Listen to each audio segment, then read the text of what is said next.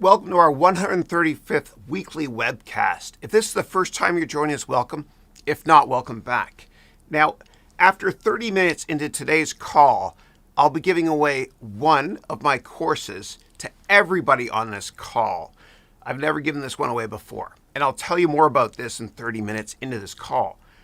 Also, one person on this call today will win my $999 on-demand MBA degree program, and I'll explain how you can win this during the call. Now, the way that this 3-hour call works is I spend the first 15 to 20 minutes discussing really important business news events from the past week that we can all learn about to help us with our careers and to help us invest as well. Then for the next 2 hours and 40 minutes of this 3-hour call, I take questions. Now, you can ask me business questions, personal questions, or career questions. And within a few hours of completion of this call, my amazing staff transcribes all questions and adds them to the description field of this live YouTube video so that you can get immediate clickable access to all topics and questions asked. Now, I have a special guest joining today as well. But let me kick it off first of all with what we can learn from the news in the past week to help us invest or to help us with our careers.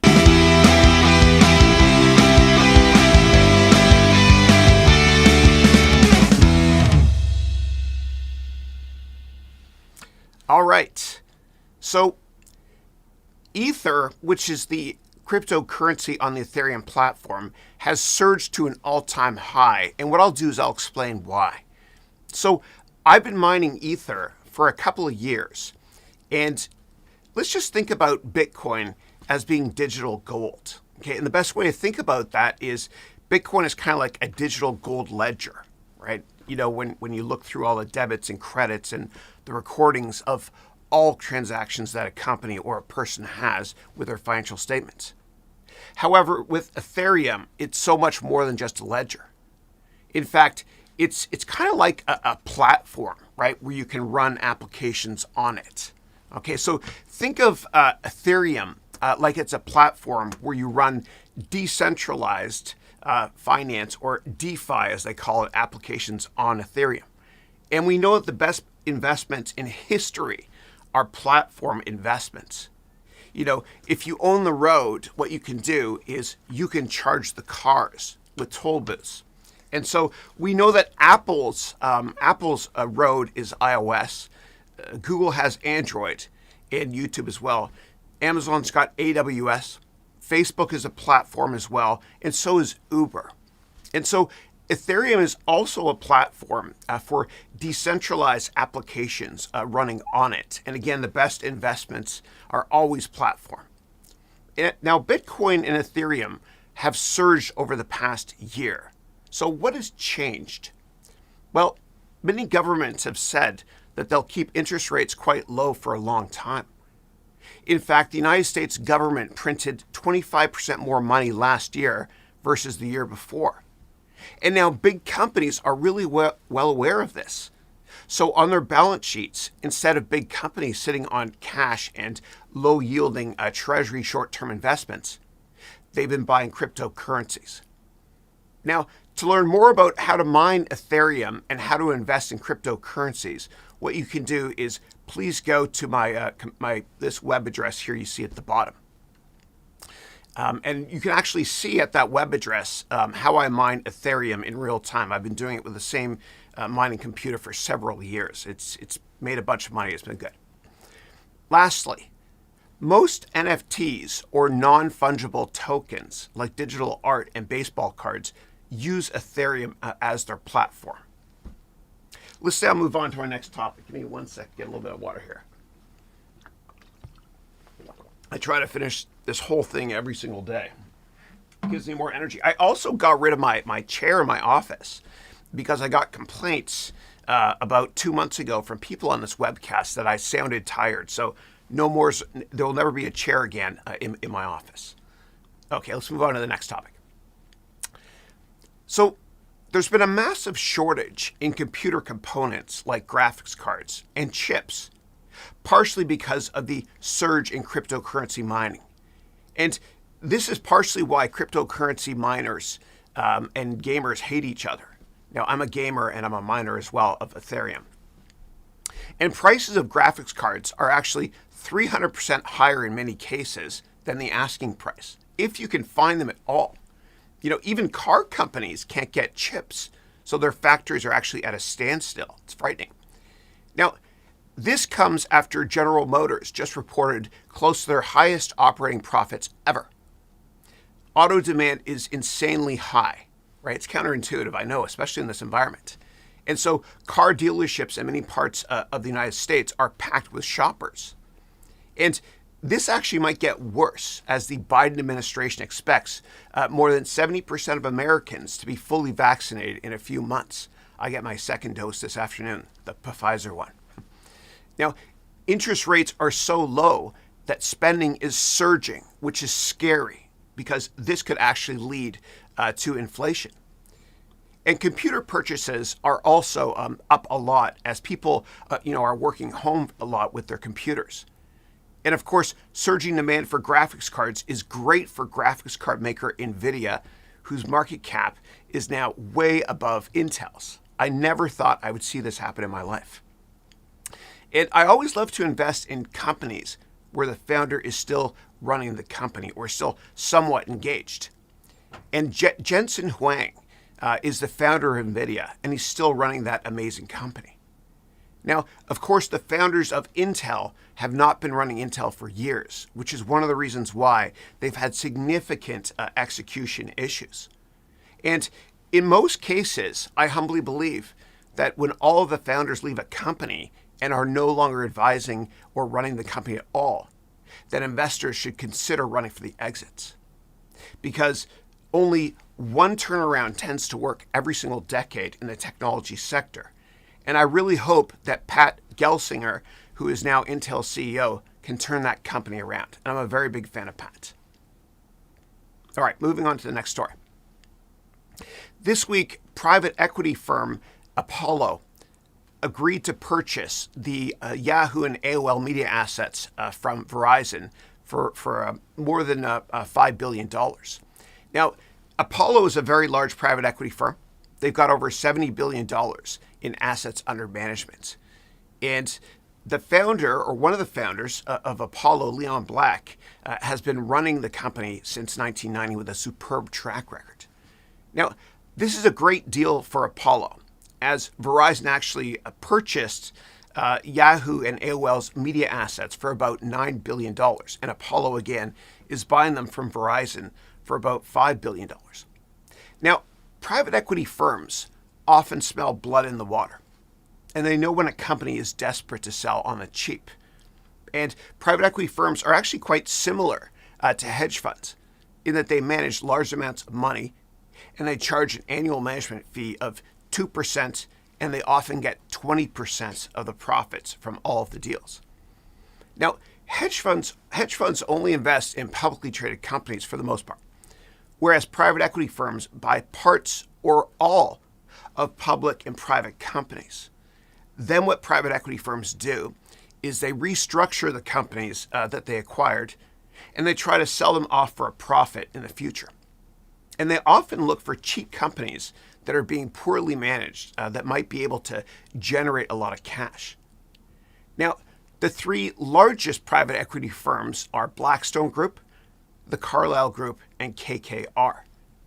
And if you want to enjoy learning more about private equity, then what I recommend doing is watching the movie Other People's Money, or Opium, as they call it, with Danny DeVito.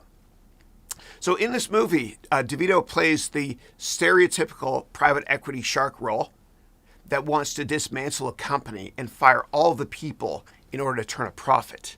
And as with all Hollywood movies, the rich dude loses in the end. It's a great movie. Check it out, please.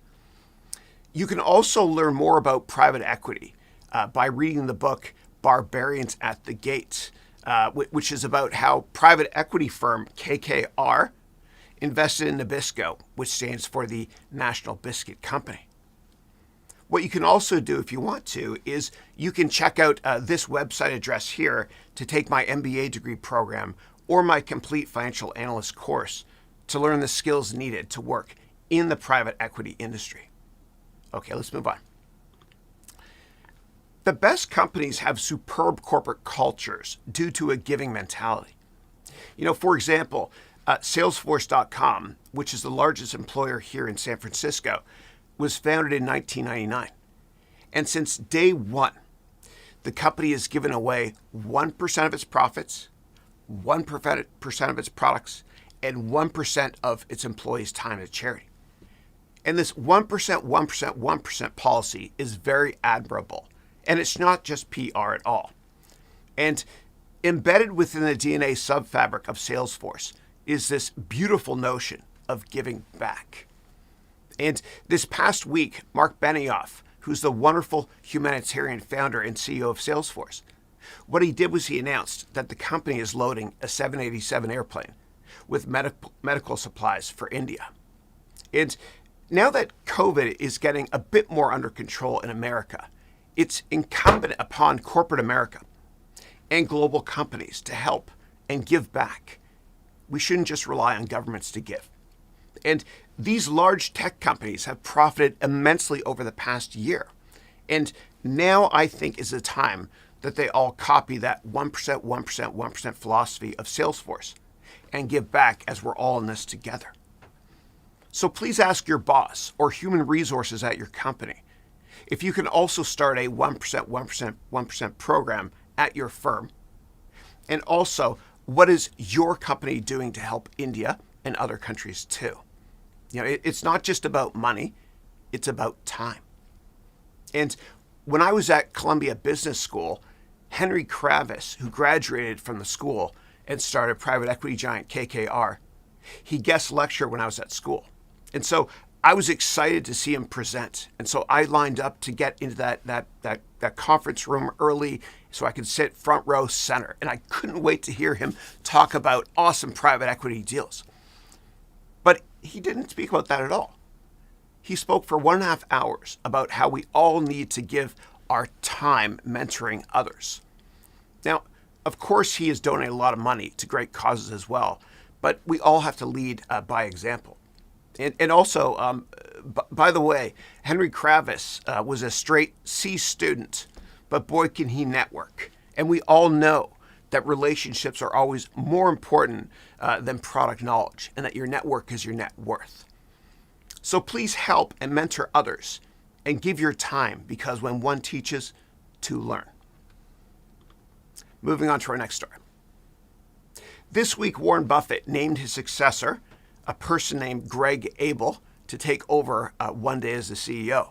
And I always humbly believe that while the founder is still engaged with the company that they founded, that investors don't have to run for the exits. And Warren Buffett is not stepping down today, but eventually he will, of course. And it's wise to be preemptive and get ahead of this and groom a successor. Now, his successor, Greg Abel, has done a wonderful job over the past couple of decades, diversifying Warren Buffett's Berkshire Hathaway portfolio into Dairy Queen, BNSF Railroad, etc. And that's really important because the cornerstone of his empire that Buffett built is investments in insurance companies, which comprises more than 25% of Berkshire Hathaway's portfolio. And from a cash flow perspective, insurance companies can be very profitable, which helps to fund other investments for Berkshire. Now, Greg Abel is also incredibly well-spoken, and an important part of the brilliance of Warren Buffett as a brand is that he is an awesome communicator. He always has been. You never watch an interview with Warren Buffett and then think to yourself, gosh, I'm confused. Warren Buffett's ability to speak in public and make complex stuff easy to understand is part of his genius. And he actually once said that the New York Stock Exchange is the only store in the world where consumers sell stuff when it goes on sale. Think about that. And Buffett also once guest lectured him in one of my classes at Columbia. And his wife was teasing him. God bless her, she passed away.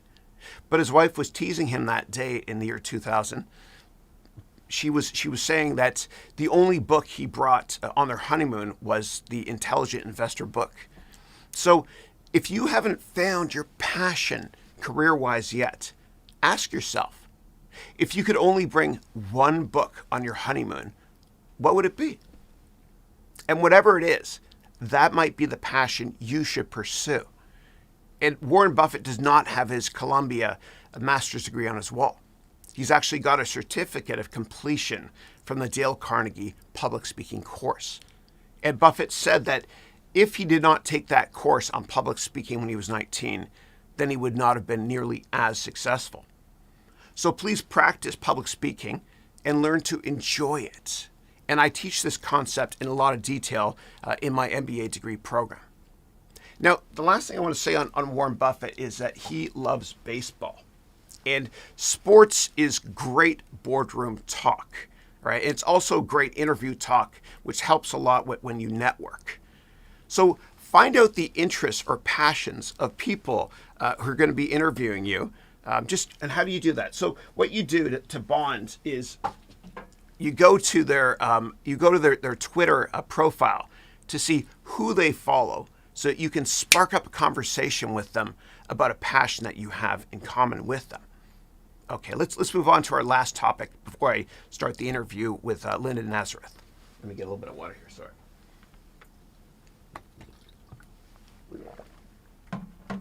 All right. Now, in order to help us get through the global pandemic, countries have cut interest rates as low as they possibly can. And this is referred to as monetary policy. And when interest rates are low and demand is not weak or anemic, prices, of course, tend to rise. And it's happening right now.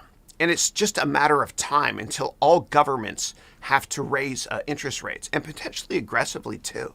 It's scary. Now, I've never seen an environment where we've had so many bubbles at the exact same time. You know, the stock market's near an all-time high, housing prices are surging, and the price of lumber is near an all-time high. Also, speculative NFTs are selling at tulip bulb mania levels. And there's actually, as I mentioned earlier, there's a shortage of semiconductors and many other inputs into products that companies need to use. And so when the supply goes down and demand stays constant or rises, of course, prices rise as well. And if you have a mortgage on your house or your apartment, and if you have not yet called your mortgage broker this year to look into refinancing your mortgage, then please stop watching me right now and refinance before rates rise. And central banks and the Federal Reserve in the United States, they're implying that there's no need to be worried about inflation. And I guess they kind of have to assuage investor concerns so that the economic recovery continues. But for me, it feels like the moment when Leslie Nielsen, God bless him, in the movie The Naked Gun said, "Please move on. Nothing to see here. Please move on." How could you not see it, though? I mean, haven't you noticed the increase in prices all around us? You know, not just in lumber or computer parts, but also with stocks, cryptos, NFTs, real estate, etc. And so inflation is coming. So I humbly recommend, as Warren Buffett says, to spend what is left after saving and not save what is left after spending. Please refinance if you haven't already done so. Thank you. Okay. In a second, what I'm going to do is I'm going to bring Linda Nazareth onto the call. Now, I networked using LinkedIn InMails to contact Linda earlier this week. And so our first guest ever on our webcast is an incredible economist in Canada named Linda Nazareth.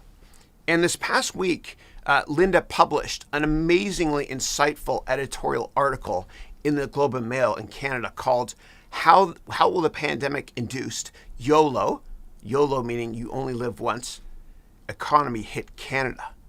Now, in addition to being a columnist at the Globe and Mail, Linda is an accomplished author and an economics consultant for large companies and government. She's great. She was a senior economist also at the Canadian Imperial Bank of Commerce, and she was a senior on-air television economist for Business News Network. So she's also internationally well known as an authority on the future of work, and she's got a great podcast called The Future of Work. And so it's my great pleasure and honor to have Linda Nazareth with us today. And as I mentioned, what I did was I actually reached out to Linda, and let me just admit her into the call. I'll bring her on in a second. As I mentioned, I reached out to Linda this past week when I was using the in-mail service to network using LinkedIn.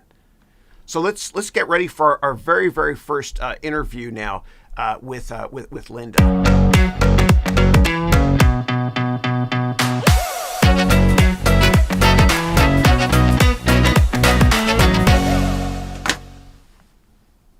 All right. Good morning. Hi, how are you? Good, thank you. How are you? Thank you so much for joining us. Oh, thanks for inviting me. Excellent. How's the weather now in the Toronto area?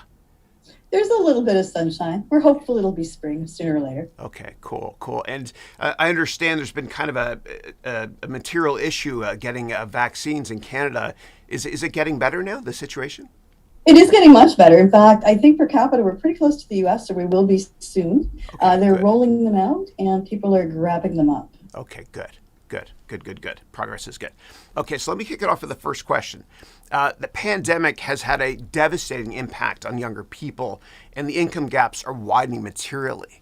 And in 2008, the younger generation was really unfairly penalized because they could not enter the workforce given the financial crisis. And so my question is, how does the current pandemic compare to 2008 when it comes to younger people entering the workforce?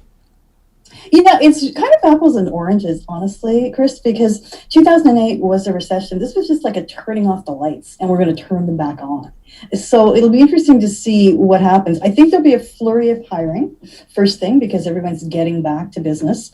And then after that, I think younger people and older people will be dealing with the things that were there before the pandemic. The fact that we have technological change that is changing demand for who businesses need. The fact that the ways we work are changing, that we're looking at a lot more contract work, a lot more freelancing, a lot less of a commitment to perhaps full-time employment, and a lot more need to be flexible. So they'll be looking at a different labor market than we had 10 years ago. Cool. Interesting. Thank you. Next up, the YOLO, or You Only Live Once theme, per your article in the Globe and Mail, has, I think you mentioned 36% of Canadians under the age of 40 now considering a career change. Do you think that they're considering full-time jobs or several part-time jobs and side hustles? I think most people are looking for full-time jobs because they don't have the financial stability to let them go out on their own. The ones that can will. Right. The side hustle thing is a really interesting thing, though, because that wasn't really available to us 10, 20 years ago the same way. I mean, you could try and get a side job, selling jewelry at a flea market, but now you can get on Etsy and sell it to the whole world. So it's a different thing. It's good and bad because some people look at that and say, this is governments abdicating their responsibility. People can pick up more work as an Amazon driver easier, so we don't have to do as much supporting them. And it's a debate that'll go on for a long time. But I think in general, it's a good thing. And we will see people right now trying to explore their options because, the pandemic has made us rethink some things. Yeah, no, it's interesting. It's interesting. And, I was so frustrated at work when I worked in venture capital years ago because I wasn't passionate about it, that I started this side hustle of teaching. And it's so interesting because my children, I have 3 boys, their jobs have not been invented yet. And the way they communicate in business hasn't been invented yet from a future of work perspective. So let me move on to my third question, which is full-time employment in secular decline? And if so, what is the impact on the broader economy? Thank you.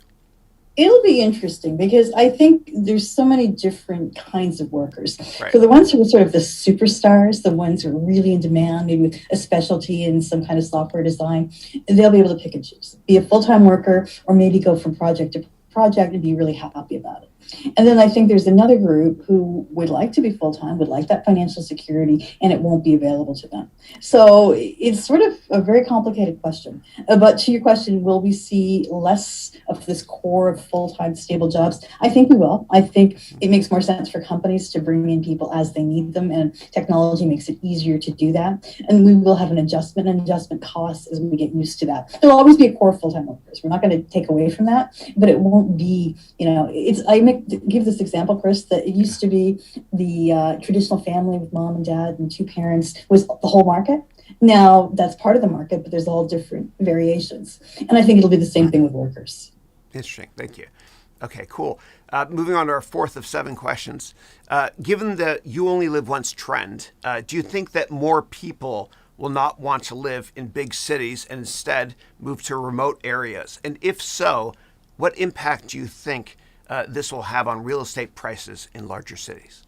Well, we are seeing that, are we not? During the pandemic, a lot of people have said, I can't afford to live close to the city and I can work from anywhere, so I'm going to go. But I think the next phase will be the interesting one, when companies make their call. Because during the pandemic, they had no choice, so somebody could have a job in New York and live in Iowa. But when people can come back to New York, they're going to have to say, you have to come back full time, or you have to come back a certain amount of time. And it seems right now, most of them are opting to say, well, you have to come into work 2 days a week, which means you can't live in Iowa. So it'll be an interesting phase. We'll have to see what they can do in terms of getting the workers they want. And I think that will really tell the story. Because if you can't get the people you want, then you start making it easier for them to do the things they want to do. Cool. Thank you. Okay. So now, since interest rates globally are very low, and since the prices of many products are spiking, including the price of lumber, which is near an all-time high, do you think that we're going to have a material inflation problem in the not too distant future? Thank you. Well, I have a certain amount of faith in central banks. I don't think they've allowed inflation to get out of control for decades. So they will tighten policy when they need to. We're already seeing the markets doing that. I mean, we've seen market interest rates go up, treasury bonds and the like, and that's an indicator of what comes next. At one point, we said it'll be years before we see the Federal Reserve or the Bank of Canada or anyone tighten. I think it won't be years. It'll be a year and a half, maybe, before we see that, and they will let rates go up, but pretty slowly. I don't think we're going back to the days of the 1980s where we had, double-digit interest rates and mortgage rates, whatever they were, 18% or whatever. I think it'll be gradual. But, it is interesting to watch what's going on. You mentioned semiconductors and commodities. It's a supply chain issue, and it'll show up in terms of prices. Cool. Thank you.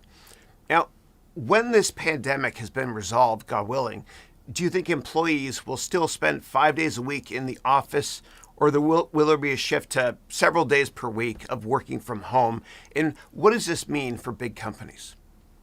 Yeah, it'll be an interesting change. It's interesting to use the word employees, and I use it sometimes, but more often now I just say workers, because so many people won't be employees necessarily. They'll be working maybe at one company, maybe at several. And we talked about this a little bit earlier. Companies haven't made up their minds yet.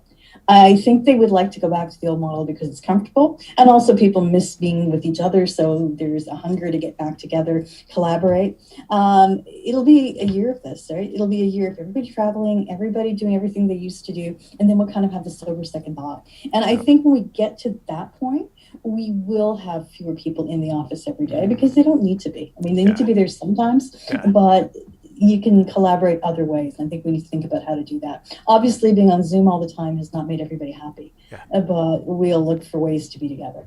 Yeah, that's great. It's funny because I like fewer meetings, and I bought this for my wife, Christine, for Christmas a couple of years ago. It says, I survived another meeting that could have been an email. So, all right, so our last question is, since governments can no longer use monetary policy to cut rates to help the economy, and since governments can only print a limited number of additional stimulus checks from a fiscal policy perspective, what can governments do to improve economies? Well, I mean, you have a little bit of room left in monetary policy because you're quantitative easing. You can be out buying bonds. You can also leave rates down for a long period of time, even as the economy gets better. From the fiscal side of things, you can change regulation. That doesn't cost money, and that tends to get economies going. If you make it easier to do business and live in places, that makes it, that can be very stimulating. And, you can put off raising taxes for a while, which is one of the dangers I see, because mounting debts, there's going to be a temptation to raise taxes, but you should be really judicious how and when you do that. Cool. Awesome. Well, Linda, I want to thank you so much for coming on our webcast. Everybody, please check out Linda's podcast on the future of work, which I'm humbled to say I'll be a guest on soon. I will be, right? Oh, absolutely. Okay, cool. All right, thanks. Awesome. Thank you. And to learn more about Linda and her awesome podcast and her company, please visit relentlesseconomics.com. Thanks again, Linda. I really appreciate your time. Thanks so much, Chris. All right, thank you. Take care now. Thanks. Bye. Awesome. All right. So let me just set up the stage here for the next scene. Here we go. So what I did was I reached out to Linda a few days ago using a LinkedIn InMail, which is the best networking tool ever. And I want to give you all a free course on how to get your dream job by networking and how to make the best LinkedIn profile ever. Now, if you want to take my course for free today, then what you can do is go to harouneducation.com, complete job, all lowercase. And let me go there with you. All right, so let's go to my website, and then we'll go over to, give me 1 second, harouneducation.com/complete, wrong keyboard, complete job. And so you can, I gotta tell you, man, the older I get, the better I was. Let me try that again. harouneducation.com/complete job. Enter. Yay. So you can check out this course if you want to. You can take it for free. This will help you to get the job of your dreams. It'll teach you how to interview, speak gooder in interviews like I'm having issues with today, clearly, as well as how to create an amazing LinkedIn profile so you can get the job of your dreams, and an amazing resume, of course. And I hope you enjoy this. All right. So I'm going to take your questions in a moment. Now, this past week, I published my 1,000th daily vlog in a row. It was a repeat of my favorite vlog over the past couple of years. It's very short, but I want to share this 1-minute vlog with you now so I can take a quick break. This will be really quick. Thank you.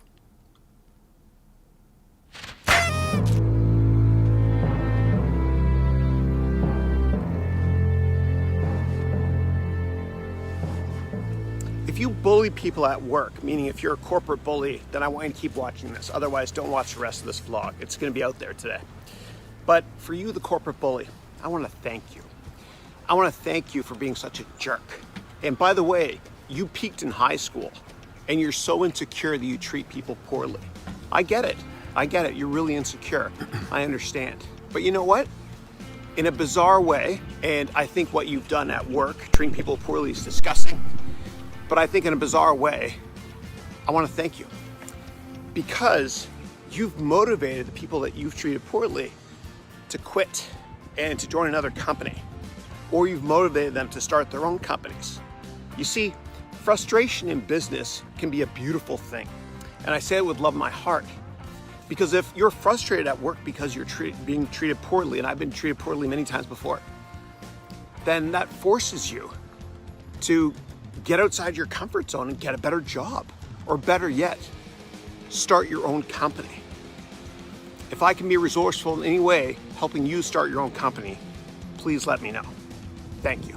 Not the bullies, just the people who are being bullied, like I was. Thank you.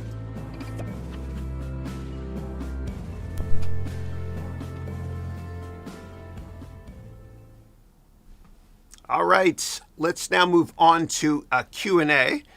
Please type your questions in the YouTube chat. Now I answer the questions in the order in which I received them, and thank you.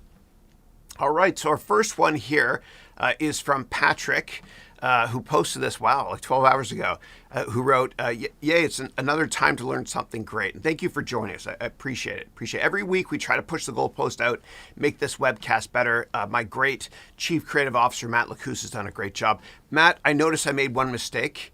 Which was I was standing a little bit too close to the middle when I had those graphics up. My bad. Thank you. All right, so the first question I've got is from Vishnu, who's saying, Mr. Chris, spare me for mentioning my question even before the event starts. No, please. You're my customer. I'm here for you all. Thank you. Do you think false claims helped an organization grow? For example, someone runs an ed tech company and said they've taught over 10,000 students in a year, but in fact, they've only taught 900 students. Do you think such claims will help their brand value grow? No, absolutely not. No. So as Warren Buffett once said, it takes 30 years to build a reputation and 30 seconds to lose it. I think you can lose your reputation much faster than that too, with one tweet or one comment on a webcast, which I hope I don't make one day, that ruins my career.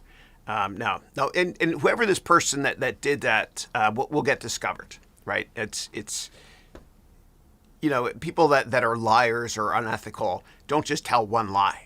And that's why very, very rich people or successful people, or some of them at least, when they're already billionaires, they get caught doing something wrong like insider trading. Because once a cheater, always a cheater. All right. Next up, Jack wrote, hello, Chris. What is your opinion on community colleges in the United States? Is it worthwhile to come to the United States as an international student to attend a community college? Yeah. The way I think about university education in general is I recommend going to a university only if you cannot get the job of your dreams without that degree. And so what I always recommend doing is setting up a ton of networking meetings. And if you can't change careers by networking, then consider getting a university degree or a community college degree. And so what I recommend doing, and I know I mentioned this too much, but if you go to my website, harounventures.com, you can download my networking book for free that will help you to network to get the job of your dreams. Or better yet, you can go to harouneducation.com/complete job, all lowercase, and take my complete job course. And that will help you network to get the job of your dreams. And that's a free course, by the way, as well today for all of you. Yeah. All right. And most people don't network aggressively. Like what I tell people that are considering spending $100,000 on an MBA, I tell them, set up like 100 networking meetings first. And if you don't get the job of your dreams, then consider the MBA. And think about every meeting you set up as saving you $1,000. 100 meetings times $1,000 is $100K. All right.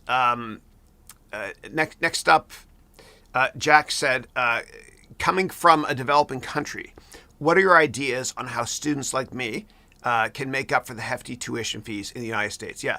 So if your dream is to go to a certain school anywhere in the world, get in first, okay? And then think about how to finance it, because there are plenty of scholarships available. Plenty of them. Some of them are scholarships from the university, some are from high net worth alumni, and some are government scholarships as well. Right, so just get in first and then figure out what to do financing wise after you get in. And worst case scenario, if you can't afford to go right away, you might be able to defer acceptance for a year or two while you work to save up. Next up, we got Peyton, who's one of my amazing MBA degree program students. Peyton is in the United States Navy. He lives in Southern California, and he's got an amazing startup. And Peyton, let me know if I can talk about it. I don't know if it's confidential. So Peyton wrote, thanks for all you do. Hope you're having a great week. Likewise, buddy. Your MBA degree is changing my life. Thank you. I'm setting up some information meetings this week for OKC. Also, I'm slacking on writing the book, but by August it will be done. Awesome. And I want everybody to write a book, please. It's easy to do. Go to harunventures.com/write book. That's all lowercase. Write book, all one word. Download my template. It's 6 inches by 9 inch format. Costs you nothing to do. You don't have to give me your email address or anything. But I want you to bring that book you all write to your informational meetings or interviews, because nobody does that. And you got to ask yourself, how badly do you want that job? And then Peyton wrote, publicly declaring that I'm publishing my book by August. And if anybody's on the fence about his MBA program, thank you, Peyton, I appreciate this. You wrote, please reach out to me. I've had tremendous success in his classes thus far, and I've only completed 15% of the program. Thank you, Peyton. I appreciate that. God bless you. And what Peyton just did was he set a goal and he set a deadline date and he vocalized it in public. And I think the way, with his book, I think the way to achieve your dreams is to vocalize them, tell everybody about them, and set a deadline date as well.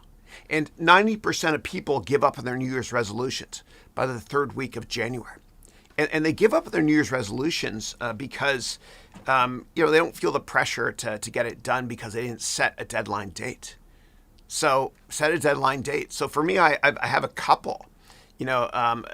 Around Christmas, I said that by the time I turned 50, which is February 7th, 2022, by the time I turn 50, I'm going to gain like 15 pounds of muscle. I'm part of the way there. Hopefully I can do it. But by vocalizing it and having people ask me about it, puts me on the spot, makes me do it. And even if I don't accomplish that goal, and I will, but even if I don't, it's okay, because as James Cameron, the brilliant director, writer, producer, etc. of Avatar and Titanic said, he said, if you set your goals high and you fail, you still fail above everyone else's expectations. So tell everybody about your goals and when you're going to accomplish them by. Write a book starting today, too. All right. Next up, I've got Nick, who's saying, Chris, do you plan on coming to Egypt anytime soon? I'd love to meet you. I'd love to go to Egypt. My dad is from Egypt. He's from a small town a couple hours south of Cairo called Sohag. Actually, it's not that small anymore, a couple 100,000 people. I've never been there, but I'd love to find out about my heritage. My people. Yeah, thank you. God bless you. Yeah. All right. And then Vendel said, hey, Chris, how can I get out from a burnout? Yeah. So since the beginning of time, our forefathers and foremothers have been taking one day off a week. It's different in different religions. With Orthodox, it's a Saturday. With Islam, it's Friday. And with Christianity, it's Sunday. And I'm sure many other wonderful religions also recommend you take one day off. And so our ancestors have known for thousands of years, since the beginning of time, that if we don't take one day off a week, we're going to burn out. And even God, in the religious texts, stated that he created the world in 7 days, or actually 6 days, and took the seventh day off. Obviously he didn't have to, but he's trying to set a precedent to let us all know that we have to be mindful of that. So schedule one day off a week. And the best advice I can give when it comes to vacation is a lesson I got when I worked at Goldman Sachs when I was a kid. One of my clients, Rhonda Chang, she worked at Manulife in Toronto. She's awesome. She said, Chris, when you come back from vacation, the first thing you should do is you should open up your calendar and look out 6 months and book your next vacation. Otherwise, you'll burn out. Yeah. Schedule that one day off per week as well, because I promise you it's a great investment. If you want, you can do a daily schedule as well. You can go to my website, harounventures.com/ all lowercase schedule, and download my daily scheduler. It's a basic one that'll help you accomplish way more every day. And I have a more advanced premium version for my MBA students as well. Thank you. All right. Next up, the question is from persona non grata. Hey, Chris, I'm one of your MBA students. Thank you.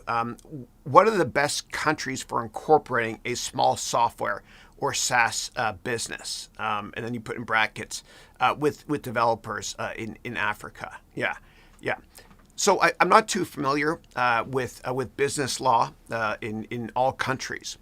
But what I recommend doing is, if you want to, you can go to, and I'm not sponsored by anybody, nor will I ever be, but you can go to LegalZoom.com and set up a call with an international business formations lawyer.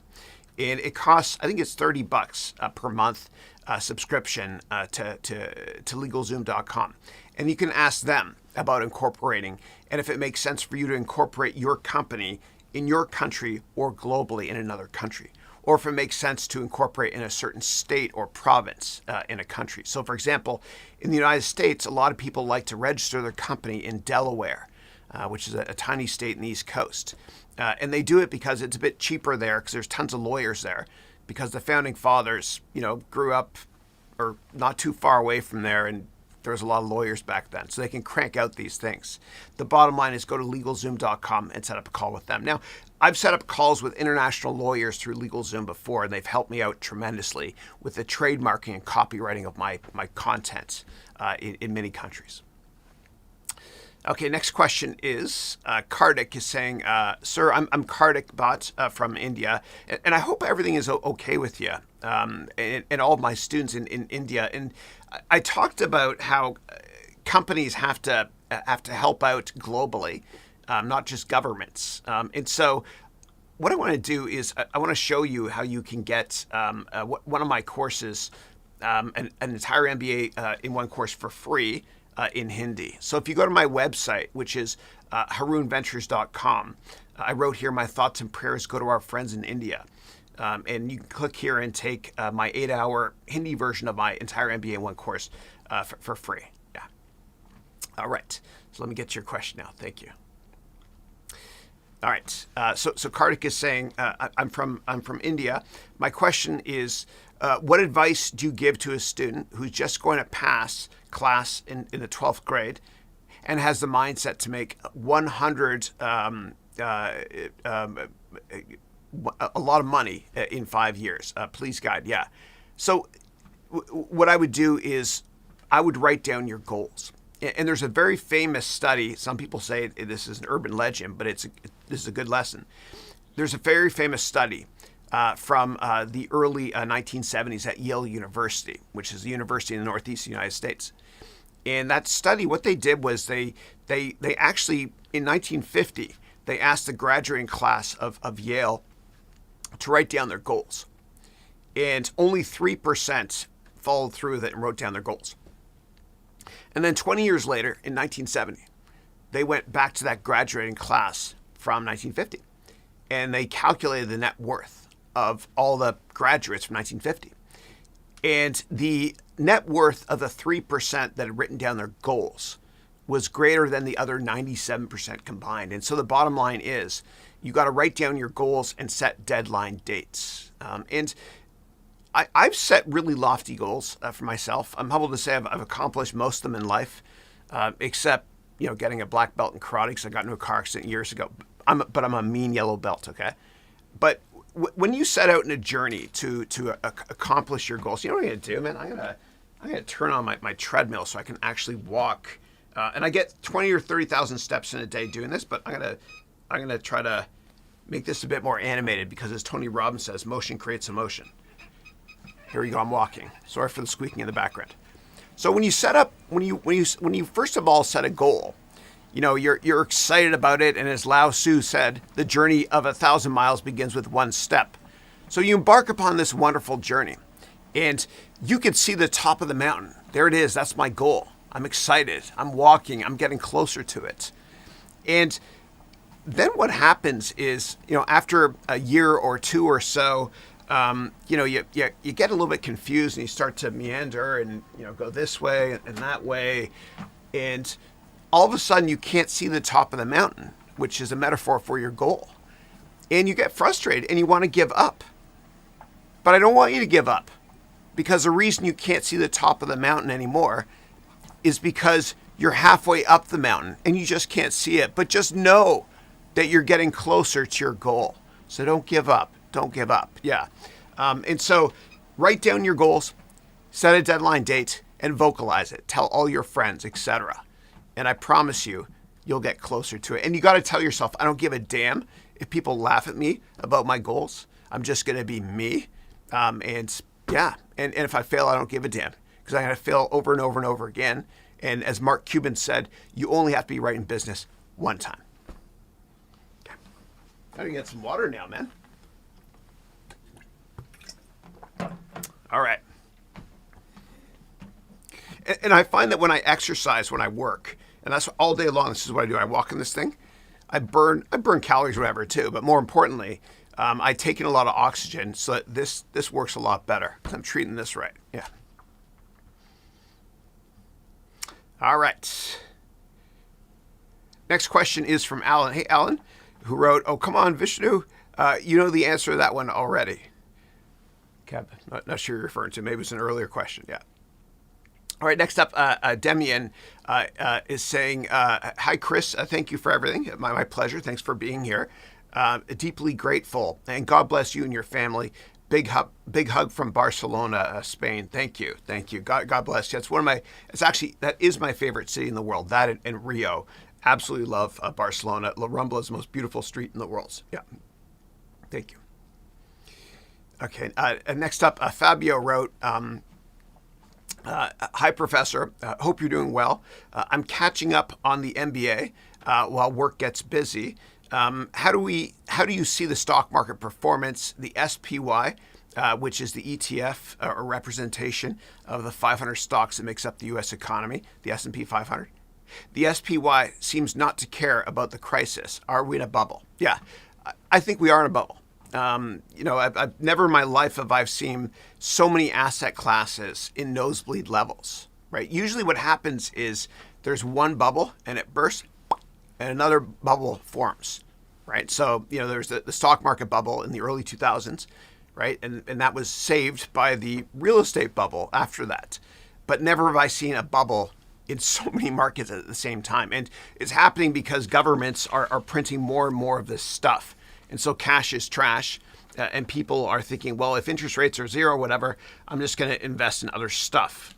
So, yeah, I do think we're in a bubble. And I think inflation is coming. I really, really do, as I talked about earlier. And if you haven't refinanced your mortgage, if anybody, if people own a house or an apartment, and it took me till my 30s before I could afford an apartment, but I want you to call your mortgage broker right now and refinance because rates are going up. So how do we know about rates and if they're going up? Like, I don't want you to rely on the media. I want you to do your own work always. So let me show you how to tell if this is the case. Yeah. And I made a mistake, actually. I'm wearing a shirt with patterns, and it's kind of, hopefully the resolution's okay. They tell you in the media never to do that on television, so apologize for that if it's distracting. All right, so what you do is you go to treasury.gov, okay? And on the Treasury website, and I've just got the bookmark linked here, on the Treasury website, this is where the United States government tells you what interest rates are. So what you can do is you can look at interest rates, and they give it to you in 1 month, 2 month, 3 month, all the way up to 30-year interest rates, right? And so a lot of people that get mortgages look at this number here. It's important because it kind of tells you what banks might lend you at, a little bit above that. And so what you can do is you can look at this on a daily basis, and you can actually chart this if you want to as well. And so what you want to look at is you want to see if there's a gradual increase in rates. Okay, so usually rates are not as low as they are right now. I know this is from January, right? Usually rates are higher than 0.0 whatever it is. And usually rates are higher than 1.66% in the long run. But the bottom line is when you look at this yield curve, it looks like this, right? So rates short term are low and longer term they're up. That's why it looks like that. And so you can see that rates are starting to creep up. So January of this year, the 30-year interest rate was 1.66 and the 1 month was 0.09. Then if you scroll down to today, okay, the look at that, it's 0.01 and 2.25, okay? It will be spiking at some point. 30-year has already been increasing gradually. And so if you haven't all refinanced yet, please consider doing so before rates go up, which I think they will. Okay. All right. Next up, Colin wrote, hey, Chris, I've been appointed as agent by a friend who has some promising mining properties in South America for sale. Kindly share some tips on how to connect with potential buyers around the world. Yeah. So what I recommend doing is networking aggressively. You can go to my website, get my networking book, harounventures.com, and set up meetings with high net worth investors. You can do it. I promise you can, using the methodologies I teach in that book. Or you can take my complete job course for free for today if you go to harounventures.com/complete job, all lowercase. And then what you do is you set up informational meetings with high net worth individuals that have a couple of things in common with you. And the reason I mention, pardon me, high net worth individuals and not big institutions is because the sales cycle with rich people is shorter than it is with big organizations when you try to raise money from them, because there's lots of meetings and a lot of bureaucracy and red tape, etc. So check out that networking book. I promise you it works. I'm humbled to say that my ability to get meetings with people I've never met before by leveraging LinkedIn is 95%. Right? I don't say it to impress you. Rather, I say it to impress upon you the fact that anybody can do it. And earlier today, we had a wonderful guest speaker, Linda Nazareth from relentlesseconomics.com. And the way that I got to Linda was my brother forwarded an article from the Globe and Mail a couple days ago to me and said, check this out. And I was like, oh my God, it's the best article ever. And so I reached out to Linda over LinkedIn through an email, and she agreed to be on our show, which is awesome. Yeah. And of course, I offered as well to be on her podcast. She would have come on the show anyway. She seems awesome. But you always want to offer something up and help other people first, because when you give, you'll receive. It's prophetic. It's been true since the beginning of time. And so the bottom line is, when you meet with these high net worth investors, either in person or over Zoom, which is easy to do, over Zoom or in person, you have to help them as well. And I explain that in more detail in my Complete Job course. Okay, next up, Colin is saying, I'd also appreciate some advice on how to value these mining properties or the international market and the best way to negotiate. By the way, is negotiation part of the MBA course. I teach you advanced presentation skills, which I guess somewhat encompasses that, but I've not added anything yet on collective bargaining, but I will be from an arbitration perspective. Yes, thank you. Ask and you'll receive. So in terms of valuing any asset, you always look at similar assets, right? So if you're looking at a tech stock in a certain sector, the best way to value it is to look at other tech stocks in the same sector and value it based on various multiples, price to earnings, price to revenue if they don't have earnings, etc. And so the same thing with land. The three most important things about real estate is location, location, location. And so what I recommend with your mining properties you're considering buying in South America, look at the location relative to the assets under the ground, minerals of course, and look at around that piece of land to see what recent sales were on property in that area. Kind of like when you use Zillow.com, Zillow.com. The way to value a house is to look at house prices beside each other. And you always want to buy the crappiest house in the nicest neighborhood. You never buy the nicest house in a crappy neighborhood. All right. And we're looking, actually, we're buying a couple more properties, one in Canada, in Ontario. My grandfather used to say, Chrissy, buy land, they're not making it anymore. And we're buying a condo in Florida as well. I love Florida, man. Maybe I'll move there. All right. Vishnu, or actually next up here, and if I missed anybody, paste it again. ePronto just wrote, Ontario introduced virtual high schools as a permanent option. No kidding. Wow. And you wrote, no concern academically for my child. I'm petrified with a lack of opportunity to develop social skills by learning remotely. What are your thoughts, please? Yeah, that's fascinating. Permanent virtual high school as an option. Wow. Very forward thinking. Yeah. So when it comes to homeschooling, I think it's incumbent upon the parents to ensure that the child has socializing capabilities. And so my sister, one of my sisters, my little sister, my youngest one, what she's done is she's homeschooling her kids. But they have plenty of friends in the area, and they do a lot of, play dates and all that stuff as well. Right. So you can set it up for your kids so that you find other people are also being homeschooled in the area, if you can find that, and then just set up play dates, which is kind of like recess, so to speak. Yeah. Okay, and then Vishnu wrote, I'm stunned by the intro, exactly like an inspirational trailer. Thank you. And God bless my team for doing that. They're great. Matt Lacus and also Adad Warda, who makes all my trailers. Yeah. Marciano wrote, hi, Chris. Thank you for the event. I'm watching from a Suriname. Excellent. Welcome. First time I've seen you on the call. I hope you join us again. Thank you. The next question is from Tony 2 times. He has a couple YouTube addresses. I remember Tony grew up in Montreal, and he moved a couple of years ago to Toronto to be with his fiance, who works at Blake's, a law firm. I remember that, yeah. And Tony is a giant Toronto Maple Leafs fan, and he despises the Habs, Montreal Canadiens, right? No? Yeah? It's a one-way conversation. I win. No, I'm just kidding. So Tony wrote, hey, Chris, how are you? I'm great, thank you. How would you introduce yourself by email to the CEO of a company you're employed in, or is that a bad idea? I want him to know I exist. It seems everybody knows except him. Yeah. So when it comes to corporate politics, and look, I hate corporate politics.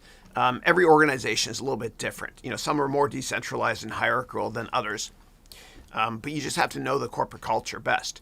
And what I always recommend doing is getting mentored by people in different departments, and also getting mentored by people that are more lower on the totem pole than you, so to speak, from a hierarchy perspective, if that makes sense. And so I always love mentoring or getting mentored by assistants, because assistants have worked with their boss for a long time. And quite often when senior managers go from one company to the next, they bring their assistant. He or she comes with them. And so what I recommend doing is getting to know the assistant, because they know how the culture works, right? And they'll love the fact you're asking for help, asking to be mentored. And also, they might be able to slip in a nice word as well to the boss. And a great example of this from a Hollywood perspective is with Bud Fox in the movie Wall Street in 1987. Played by Charlie Sheen. He wanted to get Gordon Gekko, who's played by Michael Douglas. And the way he got to him was through Gordon Gekko's assistant in that movie. One data point doesn't make a trend, but it does work in real life as well. Always get to know the assistant. Always, always, always, yeah. All right. Next up, Anurag wrote, hey, Chris, greetings. Hello. What is your goal and vision with HBS? Yeah. And HBS, I think you're referring to Haroun Business School, not Harvard Business School, because 2/3 of HBS is BS. The Harvard one, not mine. Maybe I am. Yeah, I probably am. Yeah. So my goal and vision with my business school is to make it accessible to everybody in the world, right? I want to level the playing field. My favorite types of students are the ones that are poor, smart, and hungry, but were given a crappy set of cards in life, or they weren't born with a silver spoon. That motivates me. That fires me up. You know, I hate helping entitled people. You know, I want to help those that want to help themselves, that come from a tough background. That drives me. That drives me. Yeah. All right. And then Vishnu wrote, nice bottle, by the way, Mr. Chris. Yeah, thank you. I got this from Amazon. I try to drink an entire one every day. Right now I'm at the 10 a.m. line. What time is it now? Okay. Yeah. So I recommend getting one of these things, or just get a big mug and drink a couple liters per day. It helps, I promise. All right, moving on. Next up, Jared, my sister-in-law's husband's name Jared too, or my sister's husband's name Jared. He's my brother-in-law. Jared wrote, Chris, you're going strong. I absolutely love it. Thank you, man. Thank you. I appreciate it.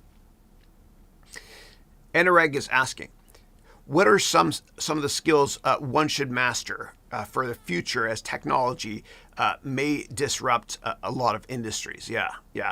So what I would always do is I would keep your finger on the pulse by monitoring what younger people are doing, because the way that younger people communicate with each other using technology is something older people don't do. So I'm kind of old to be a YouTuber, but I'm inspired by my kids. And so you always want to watch what the younger generation is doing to find out what's going to be relevant next, right? Like YouTube is relevant, television is not anymore, that sort of thing.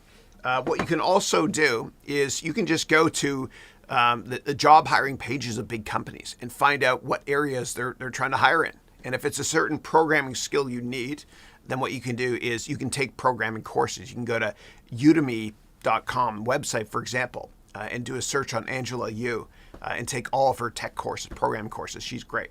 And it's fun too. All right. But I think anything to do with AI makes sense. Business analytics, they keep rebranding the name. Dashboarding, business intelligence, etc. Anything that helps you take a lot of data and then create pretty charts on the front end as well. There's always going to be a demand for dashboarding. Years ago it was Cognos, Hyperion, business objects. Today it's Tableau and many others. Yeah, and it's fun to use those products too. All right. Next up, Manas wrote, good morning, my dear mentor. Good morning to you too. I was thinking of writing a book by year end. So what should the topic be according to you? If you have any suggestions, thanks as always. Yeah. Whatever you're most passionate about. And so earlier today, I talked about Warren Buffett and how he brought one book with him on his honeymoon, which was the book, The Intelligent Investor.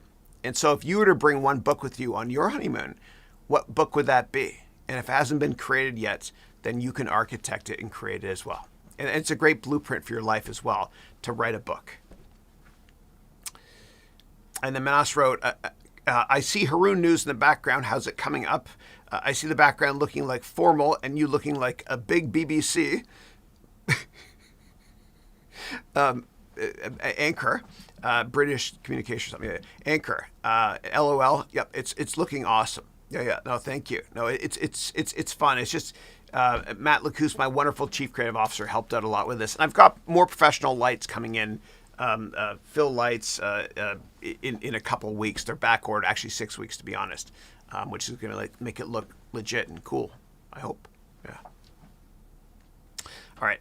And next up, Mike wrote, "Hi Chris, which of Aswath Damodaran books did you recommend?" Yeah. So I think it was about 6 months ago or so. I was on this call and somebody asked me about finance books, and I mentioned whenever you go into somebody's office that's very successful, look at their bookshelf if they still have books.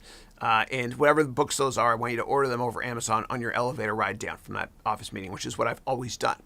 And so I was in the office of Ken Griffin, who's a billionaire founder of Citadel. I worked at Citadel, and I spent a half an hour with him in his office one day, just one-on-one. It was awesome. And one of the books he had on his shelf was a book by Damodaran, who is the best finance professor on the planet for now. And Damodaran works at NYU, the Stern School of Business. Yeah. So it's just his intro to finance book, whatever you can find. Yeah. And you always go to Amazon, search for Damodaran, and look for reviews. Yeah. And Manas wrote, I believe Microsoft shares are going to go down because Bill and Melinda are getting separated. Do you think it'll affect Microsoft's stakeholders and market value in longer terms? No, I don't think so. I mean, Bill Gates only owns 1.5% or so of Microsoft. A lot of it he already transferred over to his charitable trust.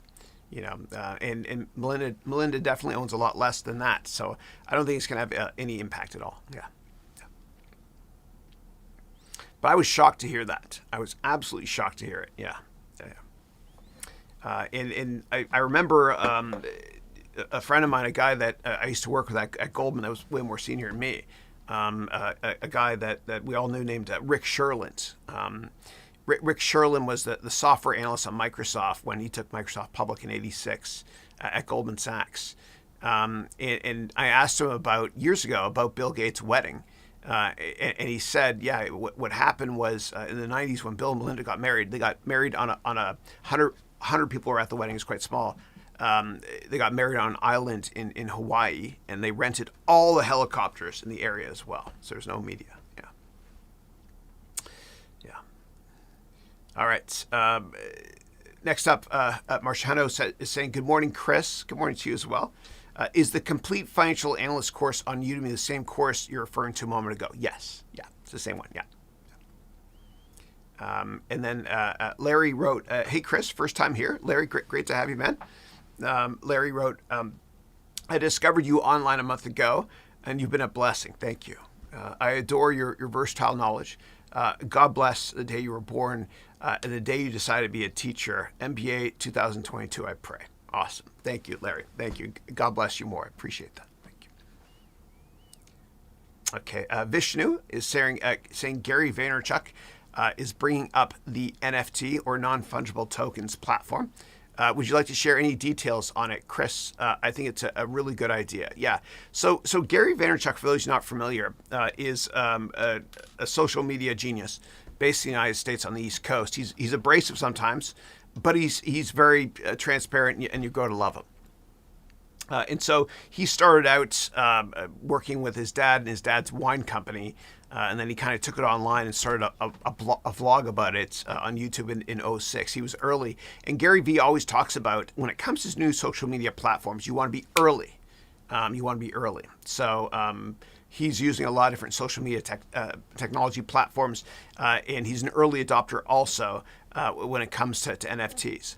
And so NFTs, for those you're not familiar with, it stands for non-fungible tokens. It basically means a digital product, something in the cloud that you can buy and have rights to forever.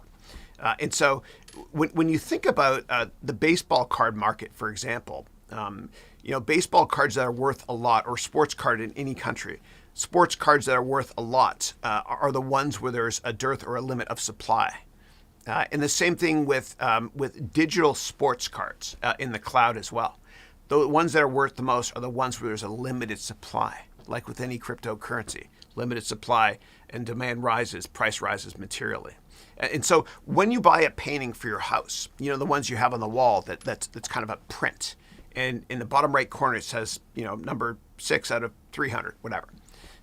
If there's a limit on supply, that might be worth something. And that's exactly how NFTs work.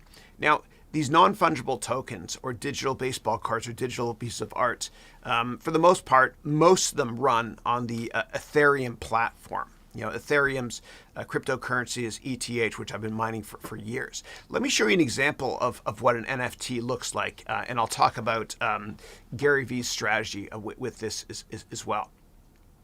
So if you go to Topps website, so Topps is the largest sports company in America. They're doing an IPO soon. But if you go to Topps website, hopefully that's not international on my end. Here it's got no, we're good. You go to Topps website, they sell traditional baseball cards. This is probably the best way to teach, actually. Yeah. But if you scroll down, they sell NFTs as well. Okay, so here it is, NFTs. And they did their first series a couple weeks ago. It sold out immediately. I remember their website was crashing. I was all over it, hitting refresh, like their concert tickets. But what you can do is you can collect their cards and then you trade them on a platform. And so this is one of the platforms here. Okay, it's called Wax. And I subscribe to this. And then what you do here is you can store your digital assets here. Okay, here we go. So you could store your baseball cards here. And you can also trade them here as well. And so Gary Vaynerchuk, like me, we grew up in the same era, grew up loving baseball cards and invested in them. And that was my introduction to business, and his too, actually. It's interesting. We have a lot in common. I've never met him. And then he started to make his own sports cards as well, Gary V. Topps cards of him and other people, right? And so what you can do right here on this website is you can buy and sell or trade these things. So this is the wallet here. Okay, this is my Wax wallet address. Yeah. So anyway, you can navigate here and, you know, basically go and buy and sell baseball cards if you want to. But let me show you, actually, because I'm having problems actually getting access to my account there. Let me show you on eBay. So let's do a search on NFT Mike Trout, right? And so he is a very famous baseball player in California. And whenever you go to eBay to find out the price of something, never look at the auctions, look at what's already sold, because whatever the last price kind of sets the tone for the market, right? And so here it is here. This is Mike Trout's NFT, sold for $165. It was $28 a couple weeks ago on other NFT platforms. This one's gold is worth more. The reason these are worth a bunch is because there's limited supply. So right here, this is number 357 out of 881. It's a massive market. A lot of older people don't understand why it exists at all. It's because older people, like my age group, I'm old, older people grew up collecting baseball cards that were physical. But the younger generation, like my kids, they don't have as many toys as I did growing up because they have digital rights to stuff in the cloud, right? So they're used to buying virtual gems, V-Bucks, etc. Yeah, it's a hot market, yeah. All right, and it is a bit of a bubble, some pieces of art. Okay. Next up, Marciano said, Chris, what public speaking course do you recommend? So I have a course called the Complete Public Speaking Course. That I recommend checking out if you want to. You could find it on Udemy or search online. If you want to do something in person, I recommend the Dale Carnegie public speaking course, which I took, and I took at the age of 19, so did Warren Buffett. That's the only thing we have in common. He has 8 million zeros beside his name. I don't. But I think the Dale Carnegie public speaking course is perfect. Now, if you don't have the budget for it, what you can do is you can also go to meetup.com and do a search on the word Toastmasters. And in some countries, you can do this for free. So I'll show you an example. So go to meetup.com. Toastmasters is free in many countries. And when you're at meetup.com, what I want you to do is you enter in your location and whatever you want to join a meeting for. It can be in person, it can be virtual. So if we type up Toastmasters, and then we type up, I don't know, Paris? You'll find a bunch of Toastmasters meetings. Yeah, Toastmaster just means practicing presentations. So there's tons of them. Some are online, some are in person. There's humor ones, storyteller ones, yada, yada, yada. So I would check this out if you get a chance. Go to meetup.com. It works in every single country. Do a search on Toastmasters and whatever city, zip code, or postal code you live in. Yeah. All right. Next up, Colin is saying refinancing. Very valuable advice there, Chris. Thank you. Yeah, I really do think that like interest rates cannot go any lower. They can't go negative. And prices are rising all around the world for a lot of products. There's bubbles in many investment markets. And this basically signals to all of us that there's massive inflation coming. You know, not like, Deutschmark post World War I inflation or Zimbabwe 2008 inflation. But inflation is coming in every country. It's only a matter of time. Prices of everything are going up. And Federal Reserve chair people, as well as the heads of the Bank of Canada, Bank of Europe, and other countries, central banks, they're basically telling us, don't worry, things are okay. Rates will maybe one day go up, whatever. They have to do that, though. That's the party line. They have to do that because they don't want people panicking. But it's right in front of you. Prices are going up for everything. Lumber is like at an all-time high. You have all these speculative bubbles, NFTs, etc. Stocks, stocks. I'm having trouble thinking here. Stocks, real estate, etc. Prices of everything is going up, and that means that interest rates have to go up. Because if governments don't raise interest rates, then inflation will continue, and that's why I say refinance your mortgage today. If you have a mortgage, yeah. All right. And Vishnu wrote, this is going to be awesome. We're having fun. And Jack wrote, awesome, let's go. Yeah. And Mr. Nobody wrote, Chris, I'm just curious. When a founder sells their startup and banks massive millions, doesn't that get diluted due to inflation? Or they invest immediately? What if the market is overvalued at the time? Yeah. So, I mean, you're just getting an asset transferred from one person to the next. I don't know why that would make that would create inflation. It could in certain areas. Like when I moved to the San Francisco Bay Area from New York City here in 2004, I remember our nannies kept quitting. Because we didn't want to pay more than $15 or $20 per hour. And what happened in 2004 in the Bay Area was 4 million new millionaires were created immediately because of the Google IPO. And they kept hiring. I didn't want to pay $40 to have childcare per hour, right? And so that was inflationary from a labor perspective in my micro market here. It happened again at some point, I think in 2012. When Facebook went public, because all the employees were allowed to sell their shares. But what happens is they sell their shares to other investors, right? So, but that created kind of a micro bubble where I'm right now. Yeah. All right. Next up, Dennis wrote, YOLO means you only live once. Could Linda explain the acronym, please? Yeah. And so, so basically you only live once means it's a new way to think in economics terms. So if you only live once, so, screw it, I'm just going to get a career I care more about and, not chase money. And speaking of money, I'm probably going to spend more than I should right now because I want to enjoy my life. It's a different mentality. And it could explain why you're seeing a little bit of inflation in certain areas. Yeah. Like in the auto market, for example, car dealerships are packed now in America, and there's hardly any supply of cars. Yeah, for many reasons. All right.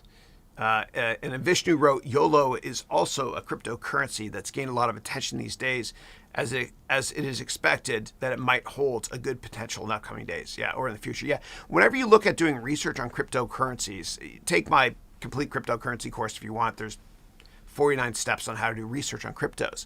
But you always want to look at supply as well. And that comes to every asset class. Like my grandfather, God bless him, used to say, Chrissy, buy land, they're not making it anymore.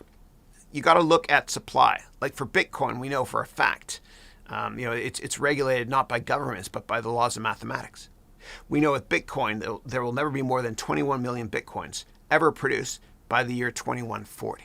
So you always want to look at underlying supply characteristics of investments. Next up, Manas is saying, thanks for helping India, my dear mentor. Really appreciate your kindness and sincerity towards humanity. God bless you forever. Thank you. And I appreciate it. We're all in this together. Yeah. And God, I would say God bless Mark Benioff and Salesforce for what he's doing. I mean, that guy, they're sending over an entire airplane, a 787, full of goods to India in the next couple of days. And every company has to do this. It's selfish and avaricious not to do so. You know, so many large tech companies have made a fortune over the past year because of COVID, you know, work from home. So I think they should give. It shouldn't just be big governments that do so. You know, big companies have to do so, yeah. Especially the banks, right? And this disgusts me. But in 2008, we were within 24 hours of bank machines not working. And the governments across the world bailed out the banks.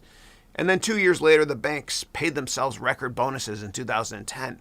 You know, but lo and behold, you know, the average American or citizen in many countries, you know, they lost their house. It's not fair. It's not fair. And so I think there should be some sort of tax on the banks that should go to all these people that lost their houses. And I think big tech companies as well, they have to wake up and start donating time and money like Salesforce does to countries that need it. You know, it's not fair otherwise. And look, I'm not like Robin Hood, meaning I don't think about robbing from the rich and giving to the poor. And I'm definitely a big time capitalist. You know, but enough is enough. You know, you've got ridiculous profits from a lot of mega caps in the tech sector. They have to give back. They have to give back. Yeah. And I wouldn't want to work for a company that's not giving back either. All right. And Jack wrote, I appreciate the quality of your videos and this webcast. Awesome technical skills, Chris. Thank you. I appreciate it. Thank you. It's getting better. Getting better. Yeah. And every week we're going to push the goalpost out until it's CNBC quality. But the difference between CNBC and me and I don't know. The difference between them and me is that I'm never going to take pennies from sponsors, right? And eventually we're going to pass them though in quality, and there's going to be no bias here ever either. You know, you the student or the customer. You know, not big companies that pay for advertising. I'm going to stay pure and true to you always. I have from day one, and I always will. Yeah, and it'll be unbiased news as well. And every news thing I talk about, I always ask myself 2 words, which I talk about in my courses. I always ask myself, so what? So what? How is this going to help the student? Each news segment, each story is 2 minutes. How is it going to help my students, my customers, my reason for being here? All right. Next up, Manas wrote, how many times have you watched Pirates of the Caribbean? At least, oh yeah, because of Jack Sparrow, someone's name here, yeah. One part of the movie, yeah. I haven't seen all of them. I saw the first couple. My son Dylan, he loves it, so I watched it with him. Johnny Depp's the only American that can do a good British accent. Seems like the Brits can do amazing American accents, all right? Okay. Dennis is saying, hey, Chris, how can someone like myself start a small hedge fund company that will initially involve myself as a worker and an owner? Yeah. So for those of you not familiar with hedge funds, so you know you can buy stocks, right? That's called going long. Hedge fund can buy stocks or go long, and they can also go short, meaning bet against stocks. And it's called a hedge fund because if you think of your backyard, if you have a hedge around your backyard, it protects your backyard. And so hedge funds protect capital, right? And rich people that invest in hedge funds, they don't just want to make more money than the benchmark S&P or other mutual funds. They want capital preservation. You know, they want to preserve their wealth if the market's down a lot. So in terms of starting a hedge fund, I've done so before. You got to get a lawyer involved, okay? Get a lawyer involved. If you're not sure which lawyer to call, go to LegalZoom.com and speak with a business formation lawyer.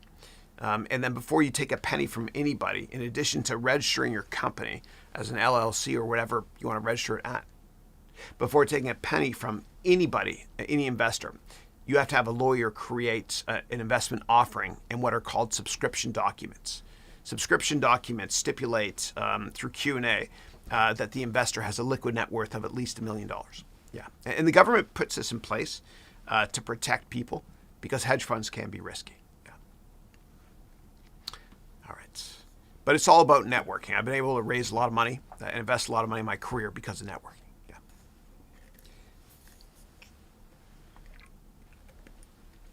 And raise money from high net worth investors first, not big institutions, because the sales cycle is short with rich people. They can decide quickly. Big institutions, oh my God, it's bureaucratic nightmare. Yeah. All right. Next up, Larry wrote, what's your advice for a startup in a developing country with bad monetary and fiscal policies? Yeah, that's a great question. So the barriers to entry have been obliterated globally.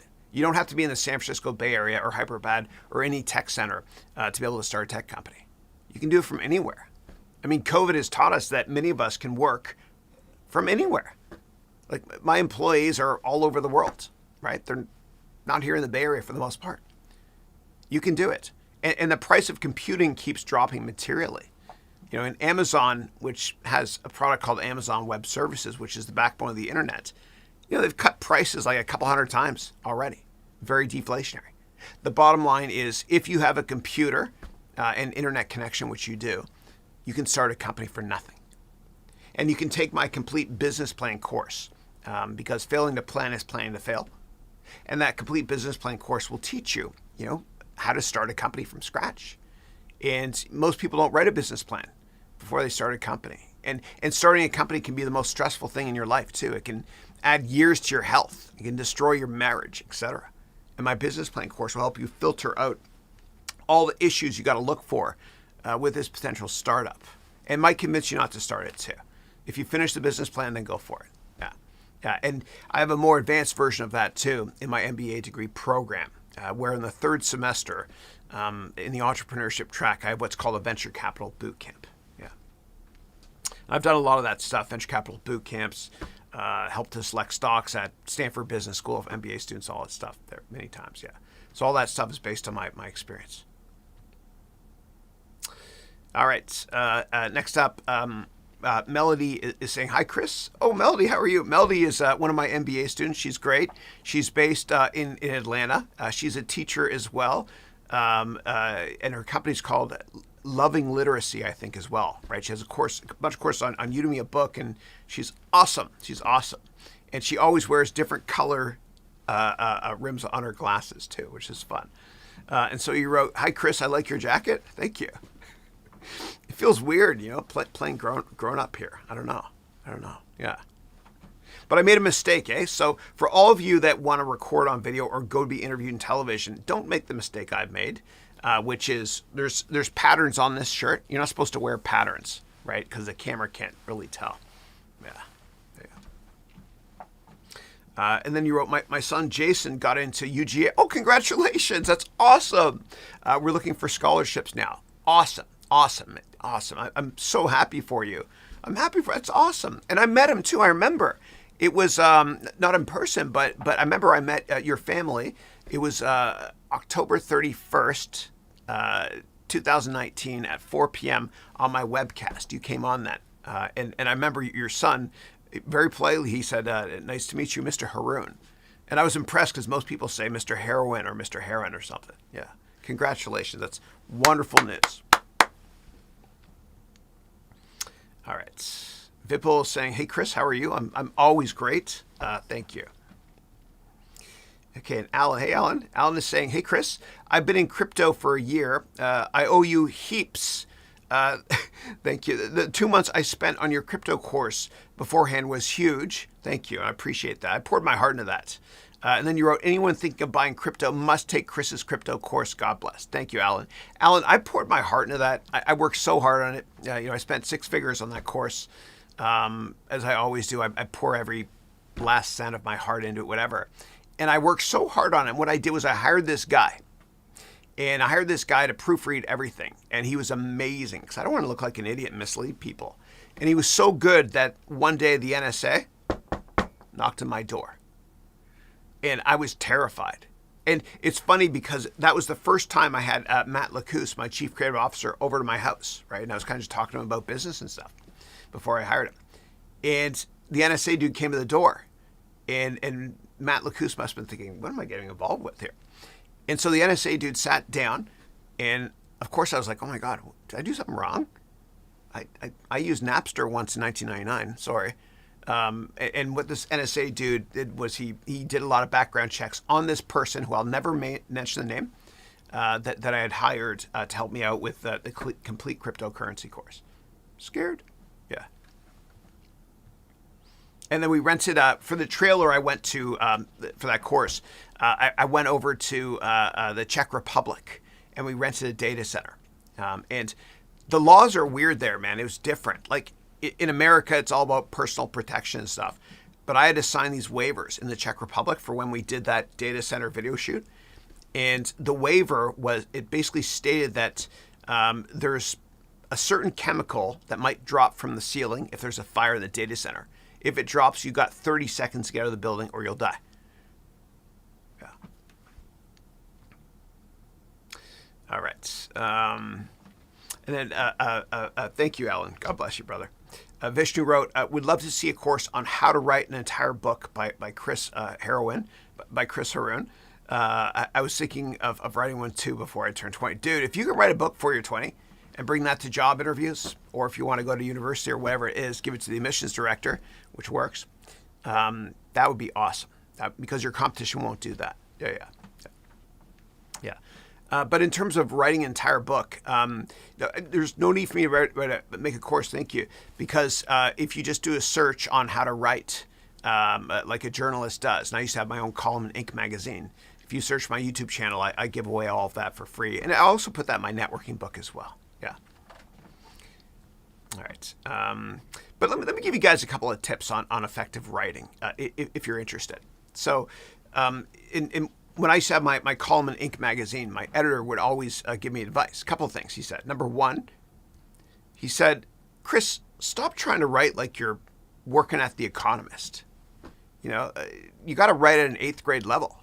And I said, what? What do you mean 8th grade? That's easy for me because that's my maturity. And he said, well, you want to write an 8th grade level because you want to think about your total addressable market, right? So you never create a product or a service or a company in a tiny market. But if you write at a certain grade level, which is easy for me because that's how I think, then what happens is more people will read it. And so that's the first thing he said. The second thing he said was, for the rest of your life, whenever you write, don't ever let a paragraph have more than 3 sentences. Because people it's not like it was in the past where people would read 5,000 word editorials with massive paragraphs. They're used to tweets. So never have more than 3 sentences in one paragraph. If you have to have more than 3 sentences in one paragraph, use a semicolon, which I don't know how to use, but I use a lot. So that's another rule. Another one is this. Less is more. You don't have to write a massive manuscript because no one's going to read it. That's why Twitter is successful. Less is more. And the last thing I'll say about writing articles online is the picture matters, right? Use bright colors if you want to, like green or orange or whatever it is. And also the title, make it catchy, like ask a question in the title or use a number. 5 reasons why you need to reinvent yourself today, or 3 reasons why you must cut off negative people in your life. People love numbers. And that was the crux of my book called 101 Crucial Lessons They Don't Teach You in Business School. All right. All right, give me 1 second, guys. This happens. It jumps on me every now and then. I'll find it. Hold on. Okay. Oh, here we go. Good. I'm now up to D. Yerman, I'm so sorry, who wrote, Chris, thanks so much for the encouragement. You're most welcome. Thanks for joining us. I'm a student from Udemy that moved into the MBA course. Thank you. Thank you. It's great to have you. I was wondering if I'm missing any information sessions and if I should be attending live sessions. Yeah. So the way that the program works is there's 3 versions of it, and I'll explain really quickly. Make sure I'm in the center of this frame here. Here we go. Good. So if you go to my website, and if you scroll down, here we go. Yeah. And what I'm going to do is let me just get my Actually, I don't have to get rid of my face in the corner. That's okay. So there's 3 versions. Okay, so there's a version you can start today called Silver. Okay, this is the on-demand version. It's like Netflix. It's a one-time fee, and it's over 300 hours, and 30-day, 100% money-back guarantee always. You got a couple hundred hours of videos you can watch, and the way it works is if there's 100 quizzes, there's 100 classes and 100 multiple choice quizzes. If you get over 50% on half of them, then you get the MBA degree. Yeah. So and there's payment plans and all that stuff. Now, if you buy this version, then whatever amount you spend on it, you automatically get a deduction on the gold and platinum. So silver, which is on demand, you can start today. Now the gold version is identical to silver, but it starts every year. So it will start January 10th of 2022, the next one. The current one sold out. And the difference between silver and gold is you get a couple hundred hours of live Q&A like this, or using Zoom with all of your classmates. Yeah. Yeah. And the difference between the platinum and the gold is the platinum is everything that the gold has, except you also get 3 hours of one-on-one time with me as well. Okay, a live Zoom calls, confidential, always one-on-one. And again, the gold and platinum, if you buy it today, it secures your spot, and it starts January 10th, 2022. Yeah, and again, if you buy silver, you get money off on these ones here. Yeah. And if you have additional questions, please let me know. Thank you. All right. Cool. I think I got a little bit too much color in the background there. I'll make it more simplistic later. Yeah. Less is more. Okay. In terms of information sessions you're meeting, if you're in platinum or gold, you can always join the live classes when I teach, or you can watch replays online. And there's also for the platinum and gold version, there's weekly MBA office hours every Thursday, starting at 11:20 my time and going till 1:20 my time. So it's 2 hours every Thursday. Yeah. Cool. Thank you for your support. Okay. Next up, we got Manasa saying, "So my dear mentor, I want to know this. When are you going to Rwanda for the school? I'd love to teach the students out there in an online way. Hope it's going well." Thank you. It's going well, but given COVID, what's happened is it's been tough to get the construction done. We've secured the land now, and we're working on construction. And Vital is my wonderful partner in all of this. He was one of my MBA students. I met him in Berlin at a Udemy event. He's one of my students. He's family, yeah. But it will be done by year end for sure. Yeah, and it's the first of many that we're going to make. And if you want more details on my long-term thesis and my business plan for this charity, projectmagu.org, M-A-G-U, projectmagu.org. If you want more details, what you can do is just watch my TEDx talk, because I talk about how in the future, and I did this years ago, you're going to get unfiltered free internet access from satellites. Right? And this is before Elon Musk even thought about or came up with the idea, whatever. And so each one of our schools is going to be solar powered as well. And Vital, my partner in this, he's an engineer. My son Andrew's been great in helping too. All right. And Manas wrote, "Why don't you plan vacations in India to visit the Taj Mahal and many monuments, but only once COVID is over? I hope that's a great suggestion for vacation." I'd love to go, and Christine wants to go too, my wife. India changed me. And for people out there that want to visit India and haven't done it, you've got to. It will change you. It's amazing. The cuisine is insanely great. Dosa is the best food ever invented. It's amazing. I can't understand why it's not in every Indian restaurant globally. It's the best.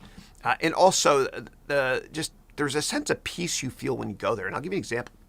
So there was a school I used to teach at during the evenings. I worked in venture capital during the days, but during the evenings, one of the schools I taught at was called the Halt International School of Business. And what they did was they sent me to Mumbai and to Delhi to give a couple lectures, right? They flew. It was kind of fun, right? And so when I went to Mumbai, we drove from the airport to my hotel. We drove through the slums. And so Mumbai has like 25 million people, a lot of very wealthy people, but 20 million people are, I think, living in the slums. And when we drove through the slums, that changed me because I saw so many people with nothing that were laughing and so happy. You got nothing to lose. It kind of changed me, that trip. Yeah. So I'd love to come again, and I will. Yeah. And what I'm going to do eventually with this MBA degree program is, and I've started doing webcasts in other cities, like the weekly webcast I did from Barcelona once a while back. You remember that? I've done Toronto, I've done Florida, a bunch of other places too. But I want to start teaching my MBA degree live in different cities around the world. Yeah. All right. And then Albus wrote, what country of all your travels fascinated you the most? Yeah, definitely India, without a doubt. Without a doubt. Yeah, without a doubt. Yeah. And next up, Dennis said, Chris, would you consider creating a Discord server? Yeah, I've thought about it. I signed up for Gary Vaynerchuk's Discord a week or two ago. I'm still playing around with it. Like what I've done in the MBA degree program is the way that people network with each other. It's not just LinkedIn, but they also use Slack, right? And so Slack is great. Yeah. Yeah. But maybe I'll add another piece of technology to it eventually, Discord. I'm not sure yet. Not sure yet. Dennis wrote here, what are the top 5 traits that help you predict if somebody will be successful? Yeah. So the first one is the ability to sell. Can they sell from their heart? Are they passionate? Right. So that's sales. That's first. Because every great CEO and every entrepreneur is first and foremost a great salesperson. The same thing with partners at a law firm or a venture capital firm. When you're a partner, you're a salesperson. Right? So sales is crucial. The second thing is a positive attitude. For me, the glass is not half full. It overfloweth with optimism. My cup overfloweth with optimism. So a positive attitude. Okay. Number 3, somebody that doesn't give a damn what other people think of them. Right? They just don't care. And there's a very, very big angel investment venture capital firm here in the Bay Area. And the founder has had me come on many times to guest lecture and to help him select companies. And what I learned from him was something really important. He said to me a couple things. Number 1, he said, I'd always rather invest in an A management team with a B business model instead of investing in a B management team with an A business model. Right? The jockey is always more important than the horse. And what he also does is this guy asks a certain question. And if the entrepreneur answers this question wrong, he doesn't invest. And that question is this. He says, do you have a plan B? And if the entrepreneur says, yeah, I'll go back to business school or law school or go back work at IBM, whatever, he doesn't invest. The answer he's looking for is, I don't have a plan B because I'm all in and this is going to work. That's what we like. Okay. The fourth thing I like to look for is, and this one is tough to understand, but I remember I used to be on the board of a company that Sequoia did the A round, the firm that I worked at, venture capital firm, did the B round. And I got to sit down with legendary venture capitalist one-on-one for an hour and a half named Doug Leone. And Doug is a partner at Sequoia. And I asked Doug, I said, what kind of people do you like to invest in? And what he told me blew me away. And if anybody else said it, I would have not believed it, but it's Doug and Sequoia. Amazing. He said, we like to invest in people that maybe there's and I'm going to paraphrase it, and I won't do it justice, please. But we like to invest in people with maybe a chip on their shoulder and people that want to prove the world wrong. And the reason they like that is because if they invest in people that want to prove the world wrong, they want to put their dent in the universe, so to speak, then those entrepreneurs aren't going to quit and sell their company for just a couple $1 million. Maybe it's and in terms of why you want to prove the world wrong. Like for me, for example, I was in the 6th grade and the 8th grade. Teachers wanted to fail me. I was an insecure kid because of that. Screw them. Those who can't do, teach. And those who can't teach gym class. And I can't teach, and I'm not athletic, so we're all in trouble here. But other people where, they have a chip on their shoulder. Elon Musk, for example, he's wonderful. And I can't wait to watch Saturday Night Live this Saturday to see how he performs. It'll be fun. But Elon Musk, like when he was younger, and this is disclosed in one of the books about him, when he was younger, he had the crap kicked out of him in South Africa. And for being different. Total BS, not fair. And so he wants to prove the world wrong. And for some people, like Steve Jobs, he didn't really get to know his dad till later in life. Everybody's got their own story, but the bottom line is you want to find somebody who's kind of got a chip on their shoulder that wants to prove the world wrong, right? Because they want to put their dent in the universe, and they never want to sell the company, even for $100 billion, right? And that generates a lot of shareholder wealth. So those are 4 things. The 5th thing to look for, I'm trying to think of one here. The 5th thing to look for, and by the way, what I'm doing is I'm buying time by rereading the question. The 5th thing I look for to predict if somebody is going to be successful is I like to invest in somebody that's very ethical. And I've talked a lot about how to tell if somebody is lying in previous vlogs. You can do a search on that. But you have to go with your gut as well. And I know it's a weird thing to say, but I think you understand the fact that if your gut tells you not to trust somebody, your gut's always right. And I can't pinpoint exactly why. But we've all been there. We've trusted somebody in life. And, they've screwed us over. And we think to ourselves, fool me once, shame on you. Fool me twice, shame on me. Go with your gut. If your gut tells you, ooh, this person is kind of slimy, I don't know if I trust them, your gut is right. Go with your gut. Okay. Coffee time. And I got rid of my chair here a couple months ago because I got complaints from my viewers that I sounded tired, right? And the good thing about doing these things, I get immediate feedback. Like right now, there's 47 people on the call live. A couple minutes ago, there was 50. So my last question probably wasn't entertaining enough, whatever. But the way I can stand up for ages and take my steps is I got these, the cheapest Yeezys you can get. I thought they looked ridiculous. But it's $1 billion brand now, Kanye's, right? So these are the cheapest Yeezys you can get. Yeah. My kids told me about them. All right. Okay. All right, next up question is from Larry. Larry is saying, hey, Chris, how can somebody invest in the top venture capital firms in the United States from outside the United States? Is there a minimum investment? Yeah. So usually when venture capital firms like NEA, and I have good friends there, when they go to raise money, they go to very, very large endowments, okay, or pension funds. Like they'll go to Abu Dhabi and they'll meet with, I'm not going to mention it, but there's a certain organization there, investment firm, that invests a ton of money, right? So they basically go to very, very large firms to do it because they don't have to do as many meetings because these firms have so much money and the sales cycle is quite short, right? So they go to big institutions or they go to high net worth as well. But institutional money is better because it's just, for them at least, they're established and people will fight to get in the door. And big institutional investors will invest a ton in you today and in your next vintages, meaning your next funds as well. Yeah. All right. Next up, Vishnu wrote, Dear Chris, do you think life is very weird to describe? If you were a 16-year-old, would you consider admiring your past adventures and achievements, even the small ones, and hold on a steady path, enjoying what you do and also wish for more growth? Or would you rather think, I haven't yet achieved something great and work very hard every day for the next few years and become a billionaire? Yeah, that's food for thought. Yeah. I would say, write down your goals. Most people don't. Write down your goals and carry it with you. And what I used to do when I used to teach in MBA schools and undergraduate business schools during the evening in universities was the final exam. What I would do is this. And I always got criticized for grade inflation.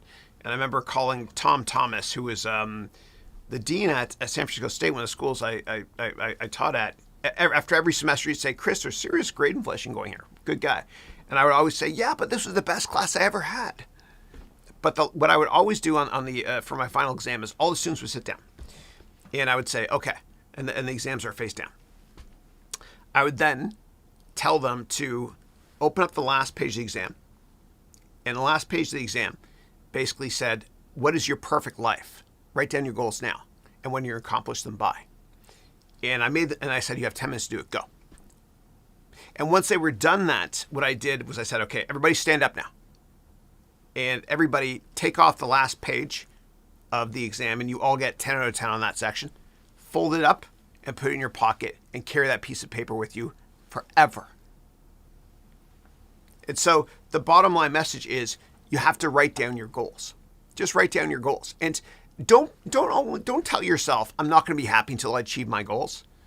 I mean, what's the point? I mean, it's a brutal way to live, to think I'm going to work my ass off so that in my last 10 years when I retire with a lot of money, I can enjoy golfing. You know what I mean? Like, what you have to do, I love golf though. What you have to do is stop to smell the roses every single day. Also, this is the way I was when I was a lot younger. This is bad. I would tell myself, I don't want to get married and have kids until I make my fortune. No. You can have your cake and eat it too. Enjoy every single day. You know, as Dale Carnegie used to say, God bless him, he would say, I want you to live your life in day-tight compartments. Don't worry about the past. You can't control it. The future will happen, whatever. Just focus on today, man. Enjoy the journey. Enjoy the journey. Next question I've got is from ePronto, who's saying, hey, Chris, hey, man, I'm doing your MBA program at my own pace. Thank you. Which is 1 class per day, meaning 3 hours per day, 6 days a week. How is my pace compared to your gold program, real-time pace? So the way it works is there's 100 classes in each year and 2 classes per week, right? And so that means about 6 hours, because 3 hours per class per week. That's 6 hours per week. So if you're doing 3 hours per day, then in a week you're doing 7 divided by 2. You're doing it 3.5 times faster than other people, which means instead of completing it in 1 year, you'll complete it in 1 year divided by 3.5. Yeah. So that's 3.5 months or so. Yeah. So it's just But in the gold and platinum version, what I do is after each topic, there's 3 topics in each class, as you know, I stop to take questions. As many questions as people have. Yeah. Both work though. Yeah. Except Tony 2 times is saying, Chris, is cryptocurrency also a bubble in your opinion? Certain cryptos, yes. Yeah. Whenever there's a bubble that's created, all ships rise, even the crappy ships, right? It is what it is. It's kind of like in the late 1990s. When the internet go-go, in the internet go-go bubble days of Bubble 1.0, you had a lot of crappy companies go up in price, like Books A Million, BAM, as well as Pets.com, which went bankrupt. Yeah. And Vishnu wrote, I believe everything in this beautiful world is based on perspective. I love it. What is right to somebody might be wrong to somebody else. Would you like to provide your thoughts on this, Chris? Yeah. I see beauty in everything. I see the good in everybody. When I meet somebody, I think to myself, that's somebody's son, that's somebody's daughter. I see the good in everybody. And, I've been screwed over in the past because of that. And I used to think, is kindness a sign of weakness? I don't think it is. I think if you look for the good in everybody and the beauty in everything, you'll live a lot longer. Because you'll be happier. Don't you want to be happy? And so years ago, I cut off all people in my life that are negative, that bring me down. There's no point in having a friend that brings you down. They don't exist to me. I see only beauty. I see only truth. I see only optimism. Everything for me, I see beauty. And perception becomes reality. It's like the Rodin sculpture, the thinker. I think, therefore I am. The mind is a beautiful thing, and you can train it and condition it to only see the positives in life. And the most successful entrepreneurs in history are all very positive people. My glass is not half empty. My glass is not half full. My cup overfloweth with optimism.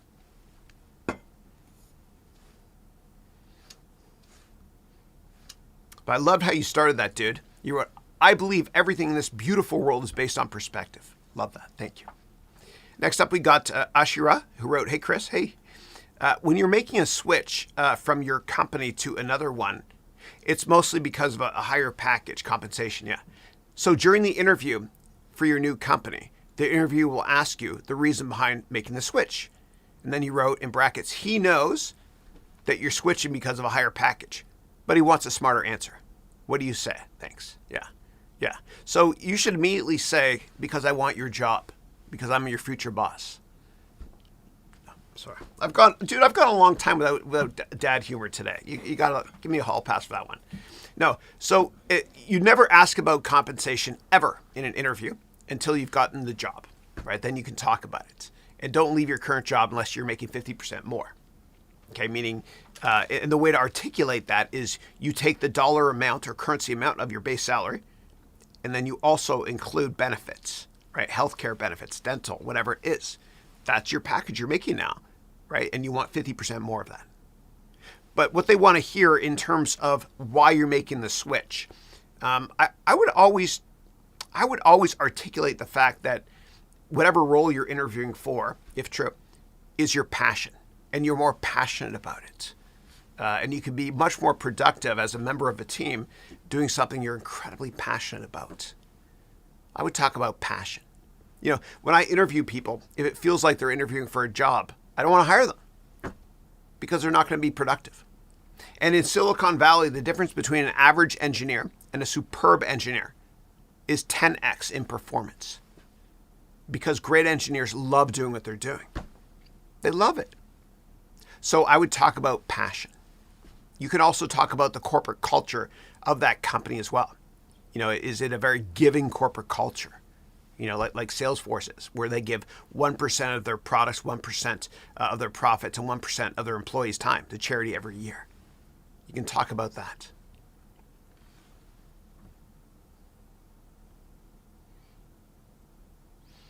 Water. Somebody is telling me to drink water. Yeah. Or mention water bottle. And I never drink enough of this stuff. Yeah.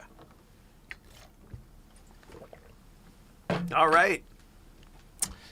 And I've got to give away that MBA thing, right? So the $999 MBA, I'm going to be giving away soon. And it's going to be based on something that I've taught today. Okay. And I'll tell you what it is pretty soon. Yeah. All right. And you can't, if you're already in the MBA, don't answer the question. I want it to be for new students too, please.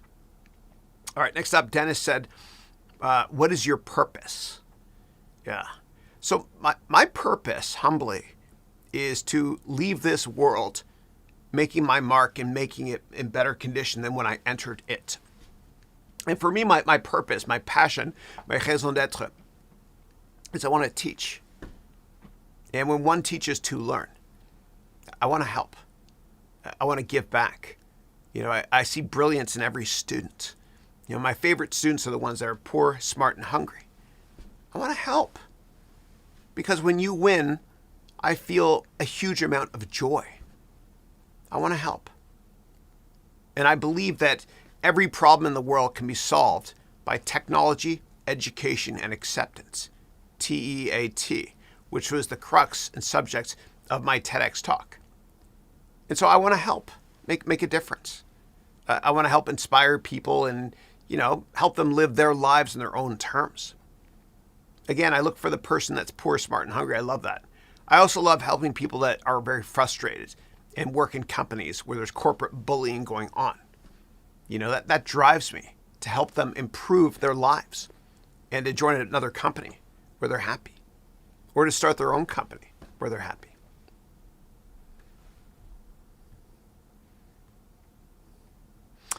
Next up, Dennis wrote, hey, Chris, how can I get connected to influencers, high net worth individuals, et cetera, through LinkedIn? Yeah. So what I recommend doing is taking this course of mine for free. So I'll show you. So go to haroun.education.com/complete job. All lowercase, all one word, okay? I recommend taking it. I'm giving away for free today. So take this course. This will help you understand how to make the best up-to-date LinkedIn profile as well. Okay, so it'll also teach you, hi, that's me. It'll also teach you how to network as well, yada, yada, yada. So anyway, check it out. I promise you it'll work out exceptionally well for you in terms of meeting with influencers. But what I also want you to do is I want you to write often. I want you to opine. I want you to write on LinkedIn, write articles, and I want you to basically like follow Gary Vaynerchuk. Because what he does is he talks about repurposing content. And that's what I do too, by the way. So when I create content, I repurpose it. It's what Nintendo's been doing for decades. They take their older games, their older Mario games from the 8-bit and 16-bit Nintendo and 64-bit, and they repackage it and re-release it on future consoles, right? It's great from a profit margin and productivity perspective. And so for me, what I do is I create this weekly webcast. And out of this, I repurpose it for 7 vlogs for the week and also micro content on my Instagram channel, etc. I want you to be the same way, but start by writing and then move on to vlogging as well. And that way you become a thought leader. How do you become a thought leader? You think you're a thought leader, right? And so if you write a lot of articles on a certain thing you're passionate about, eventually people will think, whoa, this person's a thought leader. And the media will come to you eventually. If you build it, they will come and they'll interview you. And you'll be able to also network and meet with influencers and high net worth individuals as well.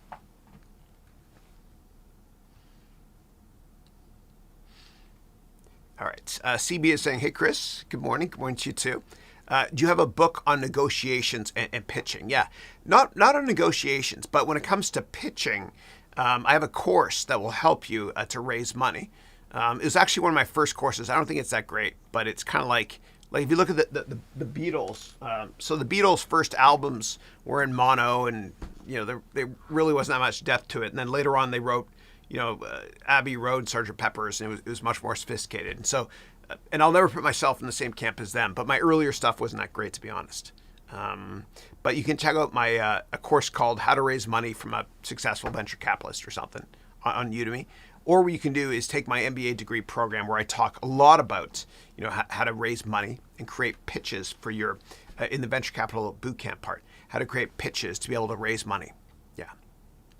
And I also have it as part of a course called the Complete Business Plan course too. Yeah, which doesn't go into as much detail as the MBA. Yeah. Next up, Dennis wrote, Chris, as you come from the financial and banking industry, how can I get connected to top directors and top investors in structured product sales? Yeah. So what I recommend doing is step 1 is creating a rock solid, amazing LinkedIn profile. Okay. And you can take that course for free I just mentioned on how to do that. Go to harounventures.com/complete job. Complete jobs all lowercase, all one word. So step 1 is create a rock solid LinkedIn profile. And then step 2 is find people with 1 or 2 things in common with you that work in structured products and send them informational or send them a LinkedIn in-mail. Okay. And in the in-mail, you find people with 1 or 2 things in common with you. Like maybe they're from the same hometown as you. I'm from Mississauga. And maybe they went to the same school as you. The first school I went to when I was a kid was the Toronto French School. And then you send them a LinkedIn message. Right? And everybody opens every in-mail. All of you have opened every in-mail message on LinkedIn. I know it's true. And I know all of you have not opened all emails. So LinkedIn in-mails work. And in the in-mail, I want the subject line to be hi. That's it. You'll open it. They'll open it. And the content, I want it to be something simplistic like this. Joanne, hope all is well. I'm also from Mississauga originally, and I also graduated from the Toronto French School.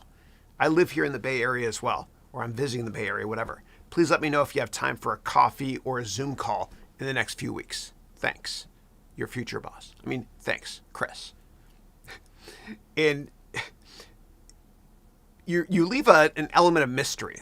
If you tell them why you want to meet, like I want to get a job or something, they're not going to answer because they feel bad they can't help you maybe. But you just mention what you have in common. And you want to reach out to people that are 20 years older and 20 years more successful than you, but they're just like you. Because if you close your eyes and think to yourself, if a younger version of me reached out to me and asked for a mentoring meeting or a meeting, would I take that meeting and help them? You're damn right you would. That's the approach I want you to take when you're networking. Next up, D. Yerman. That's a jewelry company too. David Yerman. I think my wife has that. She has a knockoff diamond thing from David. Yeah. So D. Yerman is saying, I run a small family holdings company. Sometimes I don't know what I should be doing during daily operations. And I fill that time with your MBA course. It's just me. What would you advise for growth? Yeah. Okay, so in the third semester of the MBA degree program, in the first 5 classes of semester 3 are entrepreneurship 1, 2, 3, 4, 5. Okay, and in those 5 classes, what I do is I run you through my venture capital boot camp to help you start a company and grow a company based on my experience having worked in venture capital and with boot camps, etc. And so that will help you a lot take your company to the next level. Yeah, if you have additional questions about that, please let me know because I'm here to humbly help you today, tomorrow, and forever. Thank you. All right, Pratik is saying, "Hey, sir, how are you?" Chris, please. I'm great. Good to see you. And then next up, D. Yerman is saying, "Chris, I listen to many earnings calls for my investments lately, but I get lost trying to follow along. They don't stick to their presentations. How can I get better at understanding these calls?" Yeah, so great question. So the way that earnings calls work is publicly traded companies, by law, they have to release earnings every 3 months, quarterly. So that's 4 times per year. And usually a couple weeks after they finish each quarter, right? Say the Q1 ends, the first quarter ends March 31st. A couple weeks afterwards, they have an earnings call, right? So mid-April, they have a call that talks about the earnings from Q1. And all the calls are structured very similarly. They're about an hour or so long. And the first 20 minutes or so of each call, you've got the head of investor relations saying, "Welcome to the call, yada, yada. We're going to read a script and then we'll take your questions." Then the CEO, who's a salesperson always, then the CEO gets on the call and pounds her chest saying, "We had another great quarter," even though they didn't. It is what it is. And then the CFO gets on the call, and it's not as promotional, but the CFO talks about the finances, how much money they made, profits, all that stuff. And then the most important part is when the CFO says, "Now moving on to guidance. For the next quarter," meaning the quarter ending April, May, June, the quarter ending June for Q2, "we expect revenues in a range of boom to boom, and we expect earnings in a range of boom to boom. Now we'd like to take your questions. Thank you." Then investor relations jumps back on the call and says, "If you have a question, please press whatever button on your phone and we'll take your question." And you can listen to these things. There's webcasts sometimes. They have slides and stuff, right? And the great thing is that in 2002, Elliot Spitzer, who was a senator from New York, created what's called Regulation FD. FD means fair disclosure, so that you and I can get exact same access at the exact same time to financial information and these calls as the big mutual funds and hedge funds do. But during the Q&A, what happens is the sell-side analysts from the large investment banks like Goldman Sachs, UBS, etc., they ask questions. And you want to pay particular attention to what they're asking because their questions represents what all their clients, the big investors, are thinking and want to know about, right? So you want to listen closely to that. And in the press release that the company releases that goes along with that earnings call, which usually takes place just after 4 p.m. New York time when the market closes. But in the press release, also called an 8K, in the press release, they give you the financial statements, the income statement, the balance sheet, the cash flow statement. And during that call, I want you to update your financial model, okay, which I teach about in my MBA degree program. And during the call, they might talk about certain line items, like we expect research and development to be this in the future, or we expect offering profit margins to be this in the future. And in your Excel model, which I teach you how to build, what I want you to do is I want you to right click and insert a ton of comments. And so if you're using Windows and management says our 3-year operating margin target is 35%, well, I want you to go to the operating margin in 3 years from now in your Excel file and hit Shift F2, which inserts a comment, or right click on a Mac and go insert comment. And write down the date and who said it and what their target is. For example, April 15th, 2021, the CFO of Intel on the Intel call said, "We expect 30% gross margins." which they wouldn't get. Or actually, no, they would. Yeah, we expect 90% growth margin, which they wouldn't get in 3 years. Document that so that when you create your financial statements, you can update your target price. And I teach you how to value companies from price earnings, price to revenue, and DCF basis in my MBA degree program in a lot of detail. And so the bottom line is, based on everything I just said, listening to the earnings call, you get the qualitative stuff and the quantitative stuff for your model, and all feeds into your financial model in Excel, so you get a target price. So you can decide what to do with the stock. Okay, next up, Charlie is saying, hey, Chris, the state of Nevada's governor pushed a thing called opportunity zones. I remember from my social studies classes from the 60s and 70s, stating the problems of company towns. Thanks for your thoughts. Yeah, let me think about this.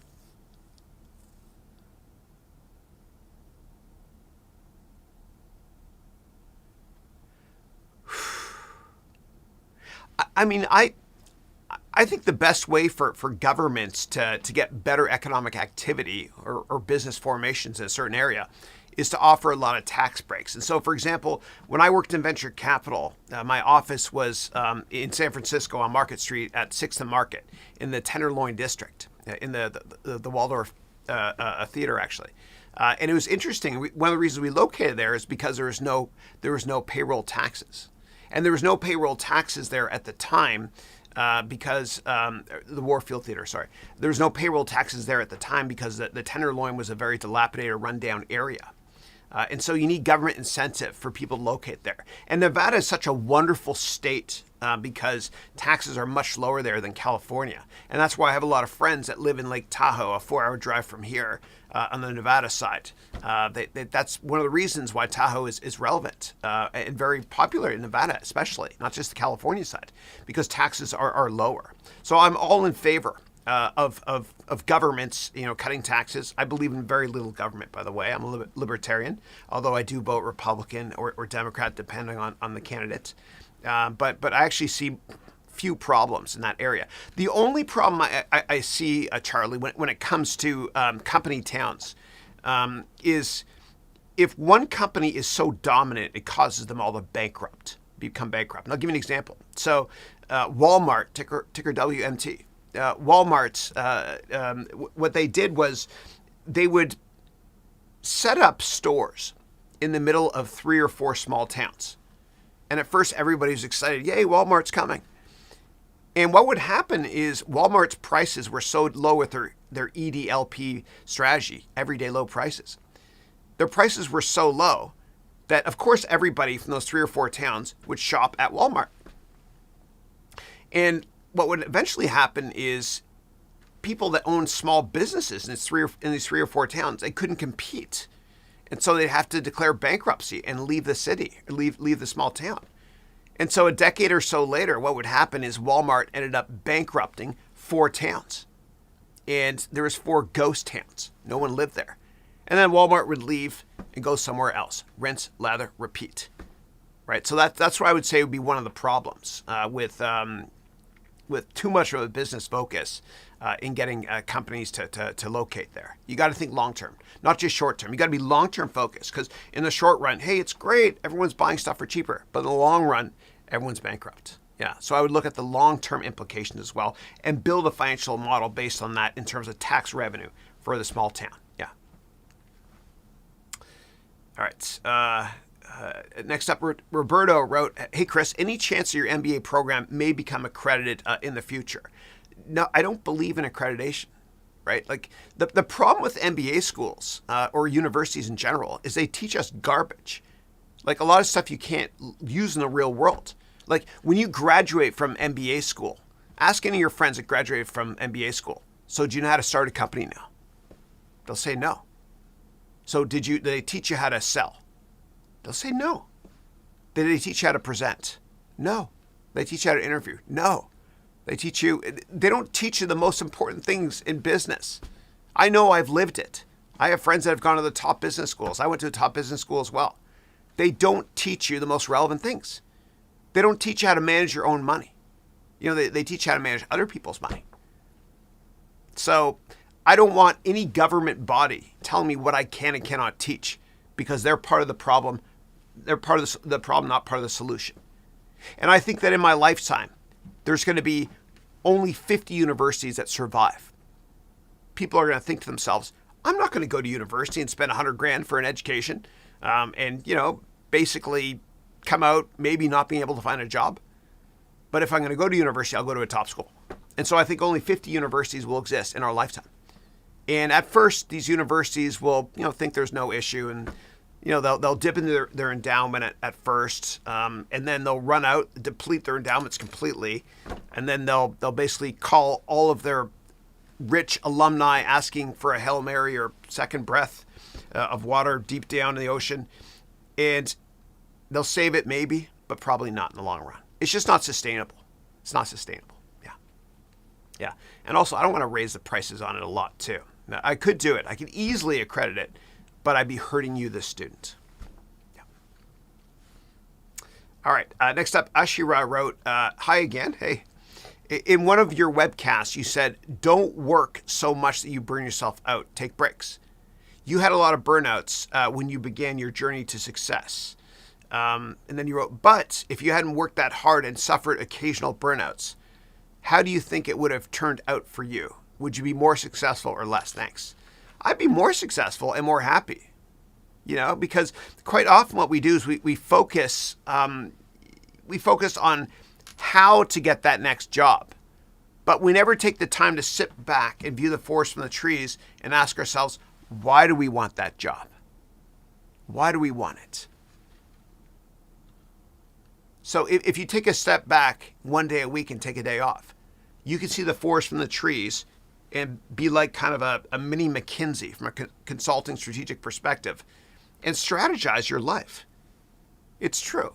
Even for me, like I'll sit in church. I haven't been in a while because of COVID, but I will be going back soon. I'll sit in church. I probably shouldn't tell you this, but sometimes I'll sit and I'm not paying attention to the priest giving the speech, whatever, after the gospel. And I'll just kind of think about my life and I don't know, where do I want to go? I just kind of daydream. But taking breaks allows you to get outside of yourself and see the forest from the trees and reassess where you are now in life and where you want to be and why. So the bottom line is, if I had taken more breaks, I'd be more happy and more successful, I think. But I worked extraordinarily hard, that's for sure. Yeah, I still do, but I love doing what I'm doing. Yeah. And when you do what you love doing, you don't need as many breaks. Yeah. All right. Great question. Okay, next up, Vishnu wrote, NFTs are like digital collections that are like limited digital editions, blockchain-based. They mostly operate on the Ethereum blockchain because they can leverage the advantages of Ethereum using their smart contract platform. Yeah. And that's one of the reasons why I'm such a big fan of Ethereum. And I'm mining Ethereum right now. And let me show you. I was going to bring my mining computer down. I decided not to. I left it upstairs in Dylan's room. And Dylan is taking care of it. And whatever he mines, we're going to use to buy a computer for him. But if you go to my website and then crypto here, lowercase, you can see my mining computer. So I'm mining Ethereum right now. And so the way it works when you're mining is you mine as part of a pool, because I just don't have a supercomputer here at home. And when you mine as part of a pool working with others, you have to pay a 1% mining fee. And so what happens is I've got my mining computer upstairs. It's mining right now. And once I mine 0.2 of an ether, okay, then what happens is I get a payout. Okay, so right now I'm at $184 for this round. I've done tons of this for over the past couple of years. So I've got 26% of my payout, right? So $184. Once it gets to 0.2, what happens is it automatically gets deposited right here, okay? And this address here is my Coinbase wallet, right? And this is just the public key. It gets automatically deposited there on Coinbase.com. And yes, I participated in the IPO. And I know Fred Ursum, he was in my office years ago, and he was the founder, by the way. He worked at Goldman as well, and I had him on do a bunch of speeches in my office and stuff. Yeah, he's no longer with the firm. Yeah. All right, and then Vishnu wrote, for those who aren't familiar with the term smart contract, it's just business logic running on blockchain technology. Cool. And then you wrote, it's just code written in Solidity, or any supported language that performs certain tasks, like selling NFTs. Thank you. Thanks for that. Cool. All right. And then next up, Pratik wrote, I've been talking to a lot of young people of ages 15 to 20 recently. I found out that procrastination is one of the top problems for people facing at that age. How can we avoid it? Yeah. So I started reading this book on procrastination, but I never finished it. Yeah. All right. Next question. I'm kidding. Sorry. That was awful dad humor. So I think the way to avoid procrastinating is to set deadline dates. And if you're overwhelmed with a big task or a life goal, you can always break it up into micro deadlines, right? Like, I don't know, it's kind of like you're playing Call of Duty and you get to a checkpoint, right? You want to finish the mission, but life happens, but you reach a checkpoint, so you can always go back and start from that point. So you got to create a lot more checkpoints in your life to avoid procrastination. Don't just set one goal you want to achieve in 10 years. Set a bunch of checkpoints as well.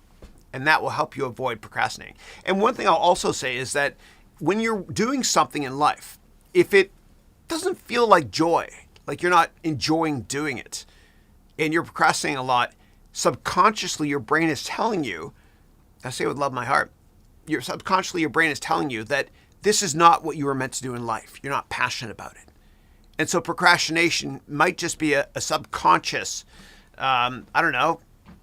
thought of yours telling you that, hey man, this is not what you were meant to do in life. And you need to find your passion.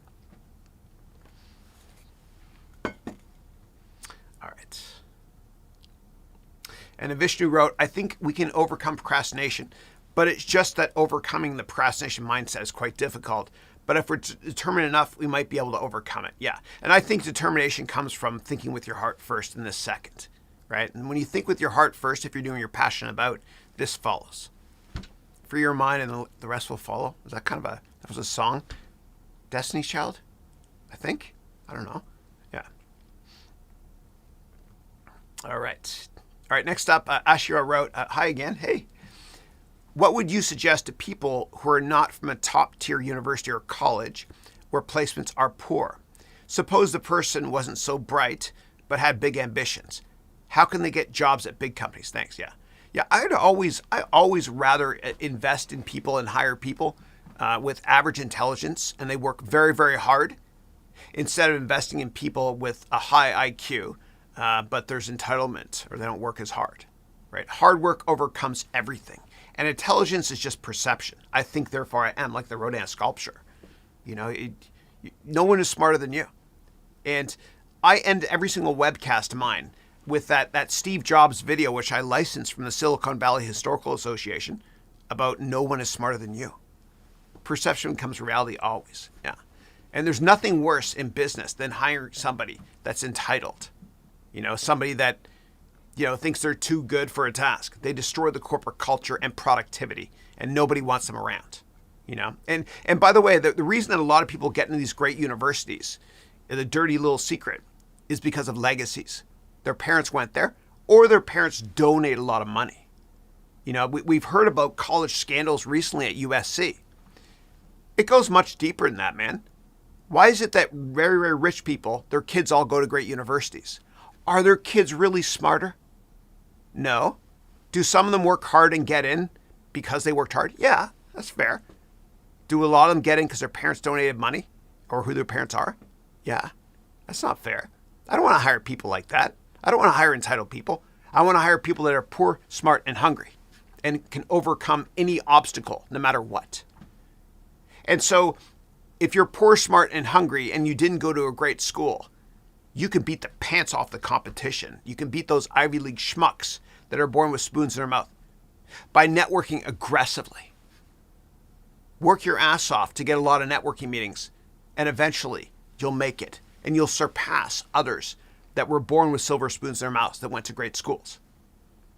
There's a reason why there's so many successful people that have gone from the mailroom to the corner office, meaning they started in the mailroom with no education and became CEO because they networked aggressively.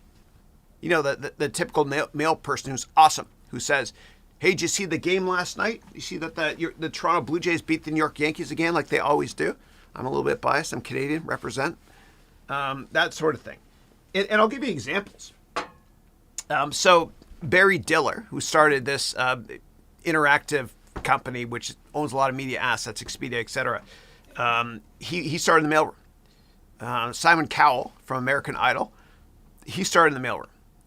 The former president of ESPN started in the mailroom. The former editor-in-chief of Cosmopolitan magazine, she started in the mailroom. The former CEO of Goldman Sachs for decades, a guy named Sidney Weinberg with no education, started in the mailroom. They all started, David Geffen as well. They started in the mailroom. And so the bottom line is, it doesn't matter what your educational background is. Your network is your net worth. And relationships are always more important than product knowledge.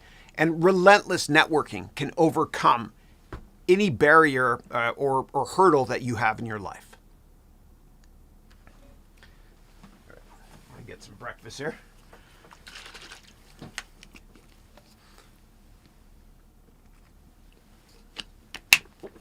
All right. All right, next up, let me see here. All right, next up, Pratik is saying, sir, Chris, please. Have you heard of the productivity app named Notion? It's like a web version of your schedule. I've not heard of that, sorry. Yeah, but if you want to get access to a simplistic schedule, you can go to harounventures.com/schedule, all lowercase, schedule. And I have a more advanced version in the MBA program too. And then Vishnu wrote, reward yourself with something after doing a certain task. Stay curious, stay inspired. Yeah, I like that too. I like that. I remember I reached a milestone back in 2002 when I worked, I was at Goldman, whatever. And I don't know, I wanted to spoil myself or something.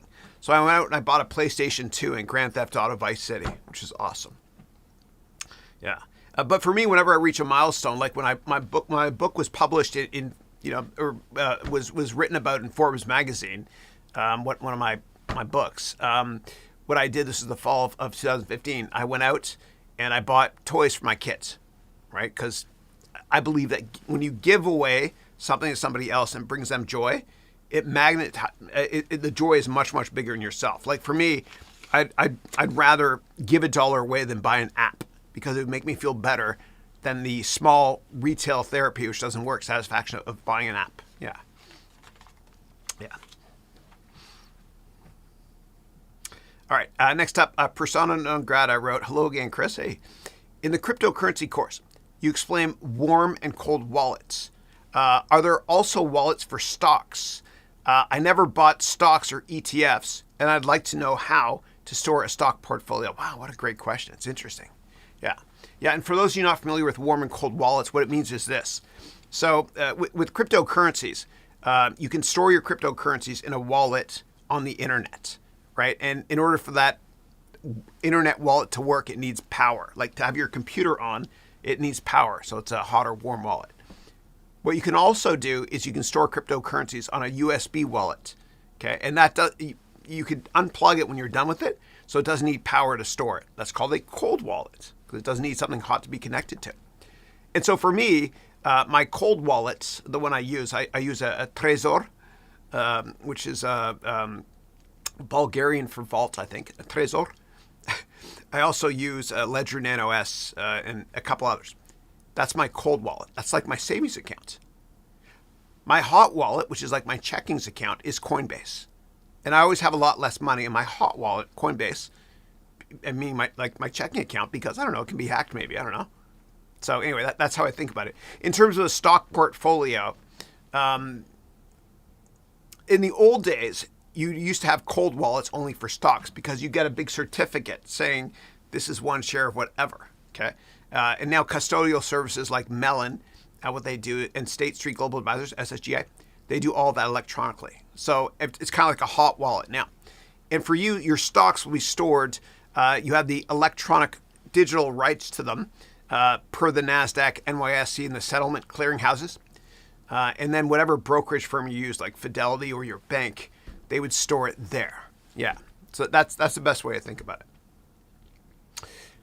Okay, next up we got Demian, who's saying, Demian of Valenzuela, what an awesome last name. Whenever I think of Fernando Valenzuela, this guy was awesome, man. He started off 8-0 playing for the Dodgers in 1981. He was an unbelievable rookie from Mexico. Yeah, and he won the Cy Young and the American League.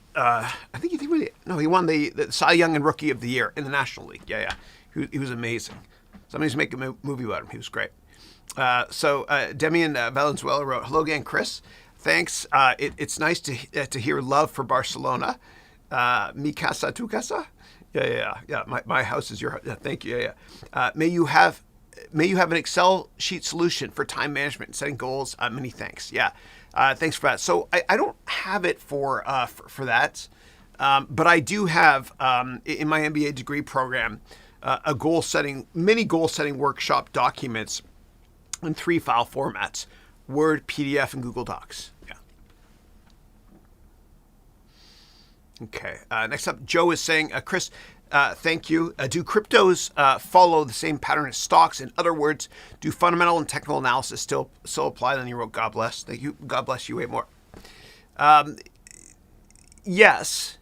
However, it's tough to build like in my cryptocurrency course and in my MBA degree program, which has a more updated version of this stuff, what I do is I teach you how to think about the fundamentals, valuation, and technicals, FVT, fundamentals, valuation, and technicals of cryptocurrencies as well. The tricky thing, though, is coming up with a target price, right? And the best way to think about it is you take the size of the total addressable market and what percent of that market you think that crypto can get in the long run.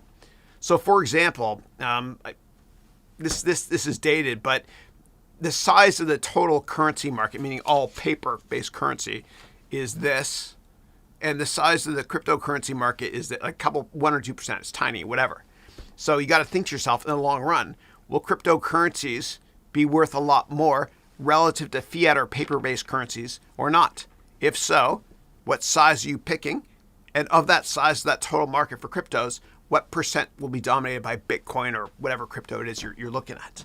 So yes, you can look at valuation methodologies as well.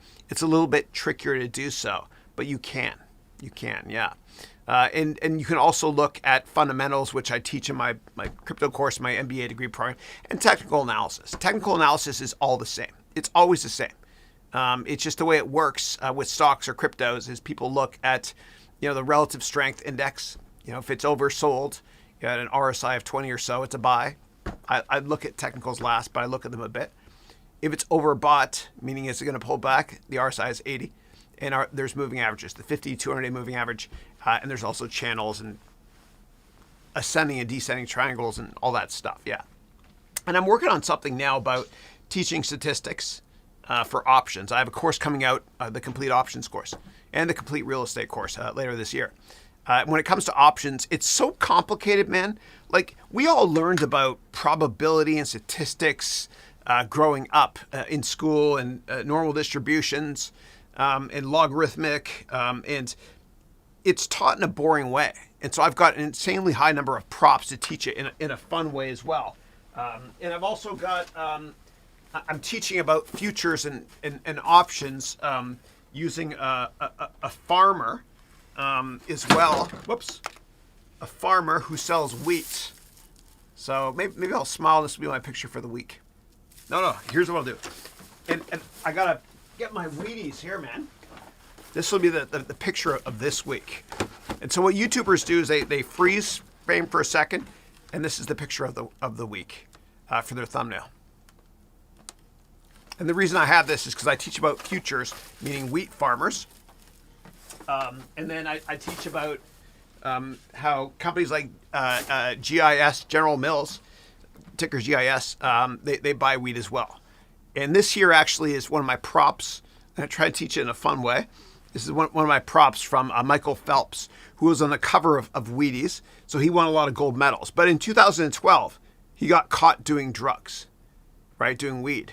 And so they took him off the cover. But my version of the cover would be, winners don't do drugs. Champions do. No? Sorry. All right. eBay is great for props, for speeches. You basically buy them on eBay and then you sell them back when you're done. So it's like you rented them. Because we all remember show and tell growing up. You always remember what your buddies brought in for show and tell, but you never remember what the teacher said. All right. Okay, cool. All right. All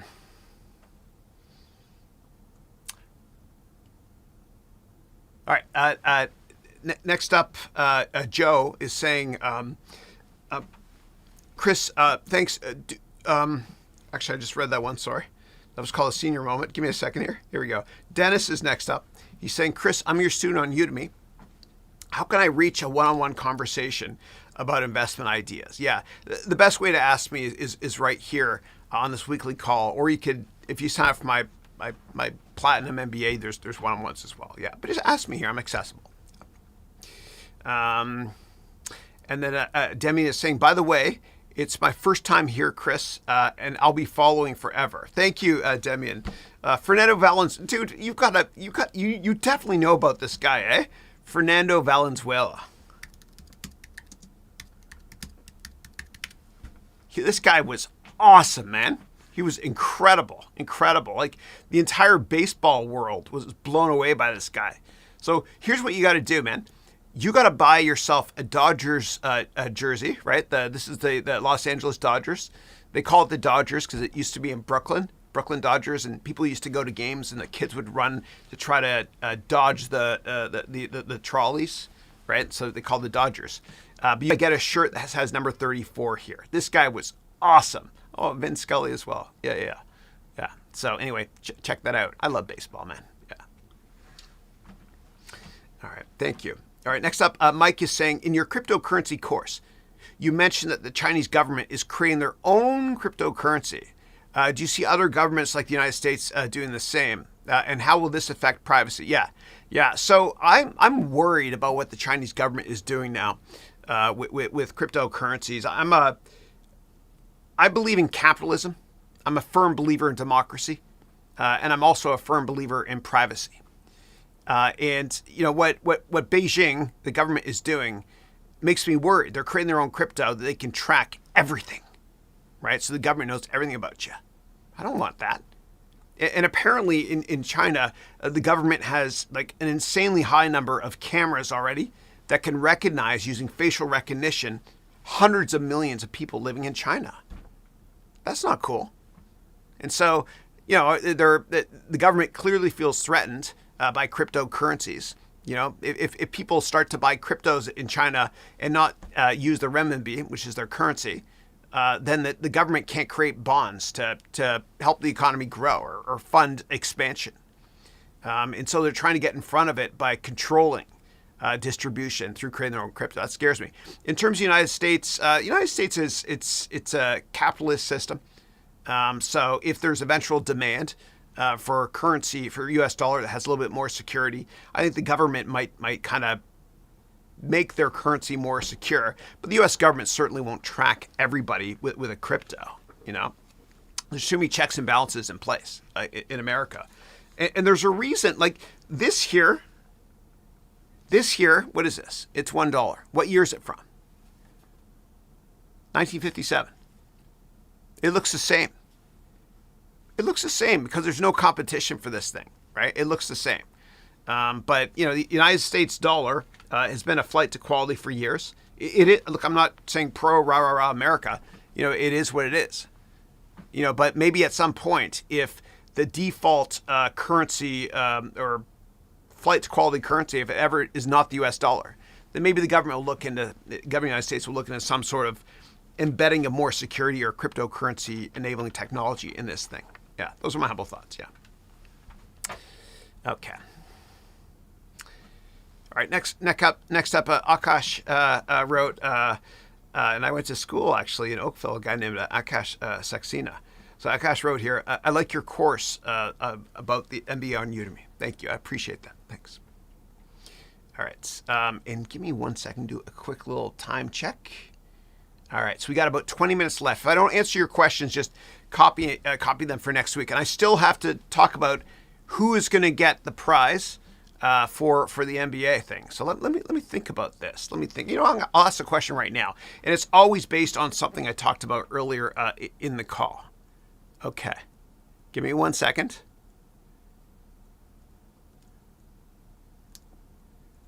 Okay. All right, here we go. Whoever answers this question correctly wins my $999 MBA for free. Okay. And the way it works is you have to type in your answer directly into YouTube in the chat there. Okay. And when I ask the question, the first person that answers gets it. Even if there's a spelling mistake in your answer, I don't care. Here we go. The question is, earlier in this call, I talked about private equity. I talked about the top 3 private equity firms. What are the names of the top 3 private equity firms?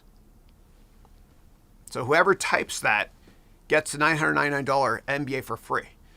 And send me an email, whoever wins, and I'll give you the coupon today. So again, that question is, earlier today, I talked about the private equity industry. And I mentioned who the top 3 private equity companies are, okay, by assets. What are those private equity firms? All right. So I'll wait for somebody to answer. And while you're answering there, what I'll do is, here we go. Futich Falsombund said the Blackstone Group, the Carlyle Group, and KKR. You are right. You are right. Congratulations. Nice. Nice. Excellent. Okay, you won it. That was the first response I saw. So Futich, please send me a LinkedIn message. And what I'll do is I'll send you a coupon for my $999 MBA degree program. And I'll do this every week, too. It'll be fun. I think maybe. And I'll give it to you. Yeah. Congratulations. And tons of answers coming across here. Yeah. Cool. This is fun, huh? Okay.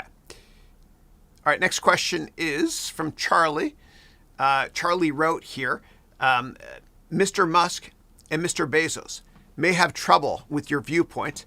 I think that you're spot on about giving back. Otherwise, the system cannot survive. Yeah. Absolutely. Absolutely. With great power comes great responsibility. And we look at our space pioneers, Elon Musk, Sir Richard Branson, and Jeff Bezos. I think that they need to give back in the form of providing free, unfiltered satellite-based internet access to everybody on the planet, which will murder propaganda. Yeah.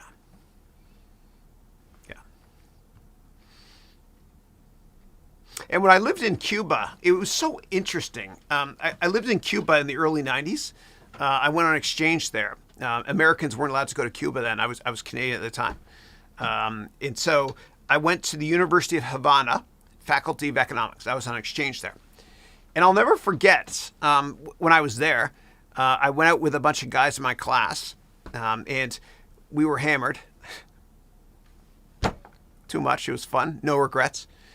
And it's weird, though. What you drink down there is straight up rum, right? Straight up rum. It burns your throat. And the cigarettes they smoked there, which were rationed at the time by the government, it's communism, sucks, is they would rip off the filter and they smoke.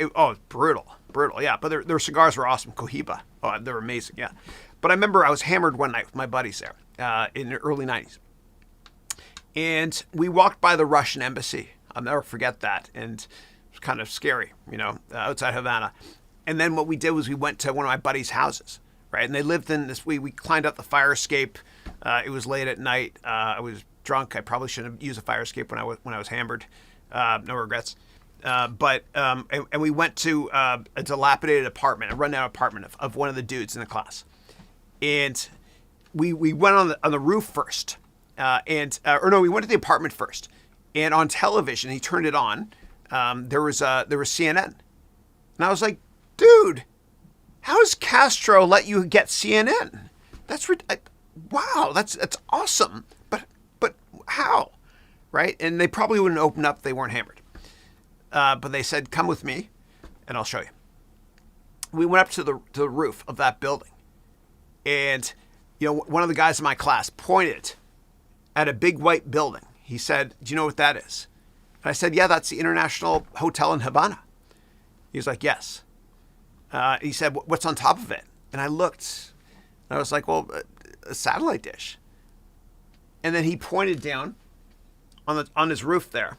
And out of pots and pans, he'd made a little satellite dish. And he was pointing at the International Hotel's satellite feed to get access to CNN. And I saw little pots and pan satellite things made on the top of mini roofs. And so the bottom line, the so what message here is that, you can't trying to stop capitalism, or freedom of information is like trying to put your hand in a little stream and stop minnows. You just can't do it. It's just overwhelming. And so it's incumbent upon our space pioneers, Jeff Bezos or Richard Branson and Elon Musk, with great power comes great responsibility. They need to make sure that unfiltered internet access is beamed globally everywhere. That's how we destroy and end communism.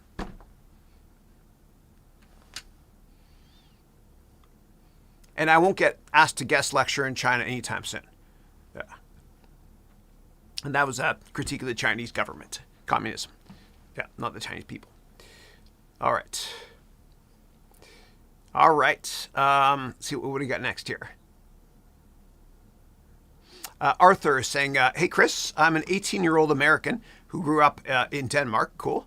I want to work and live in the United States after college. My question is it hard to get a job in the United States if I get my college degree in Denmark? Yeah. So I believe in survival of the fittest when it comes to working hard and rising through the ranks, regardless of your education in any country, any company. What I recommend you do, if you want, is if you stay in Denmark, work for an American company there. Work your tail off, do exceptionally well. And when you do well, eventually they're going to want to promote you to the mothership and relocate you to America. And that goes for anybody that wants to work for any company in any country. I'm not just talking about America here. A lot of ways, the ways to get a visa is to join a company where its headquarters are in another country, join that company in your country, do exceptionally well, rise through the ranks, and eventually you'll get promoted to the mothership, meaning the corporate headquarters in whatever country it is you want to live in. Yeah. All right.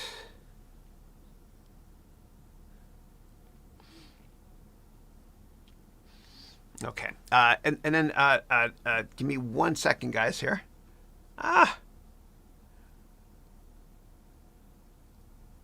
Okay, here we go. Good. All right. And I think we're almost done on time here. Give me 1 second. We got 10 more minutes. We're good. Okay, cool.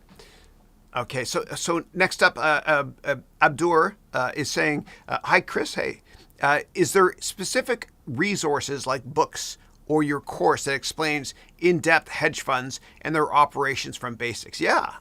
So I have a course called the Complete Financial Analyst course where I teach you that. Or if you sign up for my MBA degree program at HarounVentures.com, I go into a heck of a lot more detail with a lot of case studies on how hedge funds work and private equity firms as well. We do a great private equity case study on Marvel and how Disney bought it out of, invested in the company, and how private equity firms bought it on the cheap when it was basically Stan Lee's company was in bankruptcy, etc. We do a lot of case studies in the MBA program. Yeah. Vishnu is saying, hey, Chris, you're a man of wonderfulness. Thank you. I appreciate that. I really admire how you remember people who attended your webcasts or had a conversation with you. No, thank you. This is fun for me. And when you find something you're incredibly passionate about, it doesn't feel like work, and you're much more productive about it because you love it. And you'll know you found your passion in life if you get the following feeling. So for those of you that have kids, you'll understand this. For those of you that don't, I'm excited for you. The first time you hold your child, what happens is you unlock this unbelievable euphoric feeling, happiness, that you never felt before. It's a wonderful feeling, like a free drug. It's awesome. It's the best. When you find what you're most passionate about doing in life, you feel a similar feeling. Not as good, because having a kid's important, more important, but you feel that every effing day of every day for the rest of your life. That's what you feel. It's this unbelievable euphoria, happiness. And that's why I'm here, to humbly help you find your euphoria, or reinvent yourself. And a lot of people are changing careers at older ages now. And the average age of somebody starting a company in America is well over 50 years old. And I think there's many people on this webcast that are going to live to be 150. Because the average life expectancy globally today is 26 years longer than it was in the 1950s. That means that if you're 56, you're actually 30. It's time for you 2.0. And in my MBA degree program, what I do is I help you reinvent yourself as well. And this is a 53-second video that shows you the personal growth reinvention of you part of my MBA degree program. My MBA degree program has 5 tracks. Okay, there's 5 different buckets of courses that you take. There's entrepreneurship, finance and accounting, sales, marketing and communications, economics management and strategy, and personal growth. Here's a short video on personal growth, a little excerpt from my MBA degree program.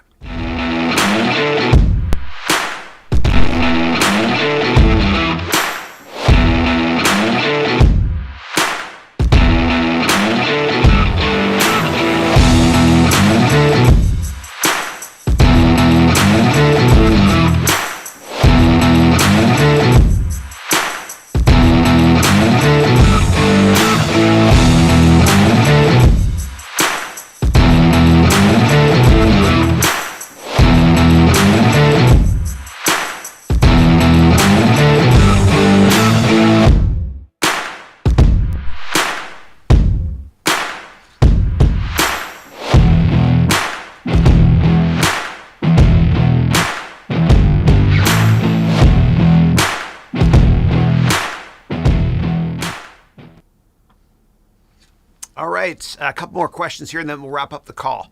And then within a couple hours of the call being done, as I mentioned before, one of my amazing employees, John Klee, actually, who I met on this weekly call, week number 10, what John does brilliantly is he takes all the questions asked and he adds it to the description field so you can click and get immediate access to all questions so I can save you time. Okay. All right, Joe is asking, Chris, I'm interested in your MBA course. But is this something that can be put on a resume? Is it officially accredited? Your jacket is great, but the pattern is tough to see. Yeah, you're right. You're right. Yeah, I gotta work on this next time. My B. Yeah. I mean, a lot of people put it on the resume. In terms of accreditation, I'll never do it because I'm hurting you if I do. And I have a lot of students that have MBAs from the top business schools in the world that take my program, and they learn more in a couple weeks.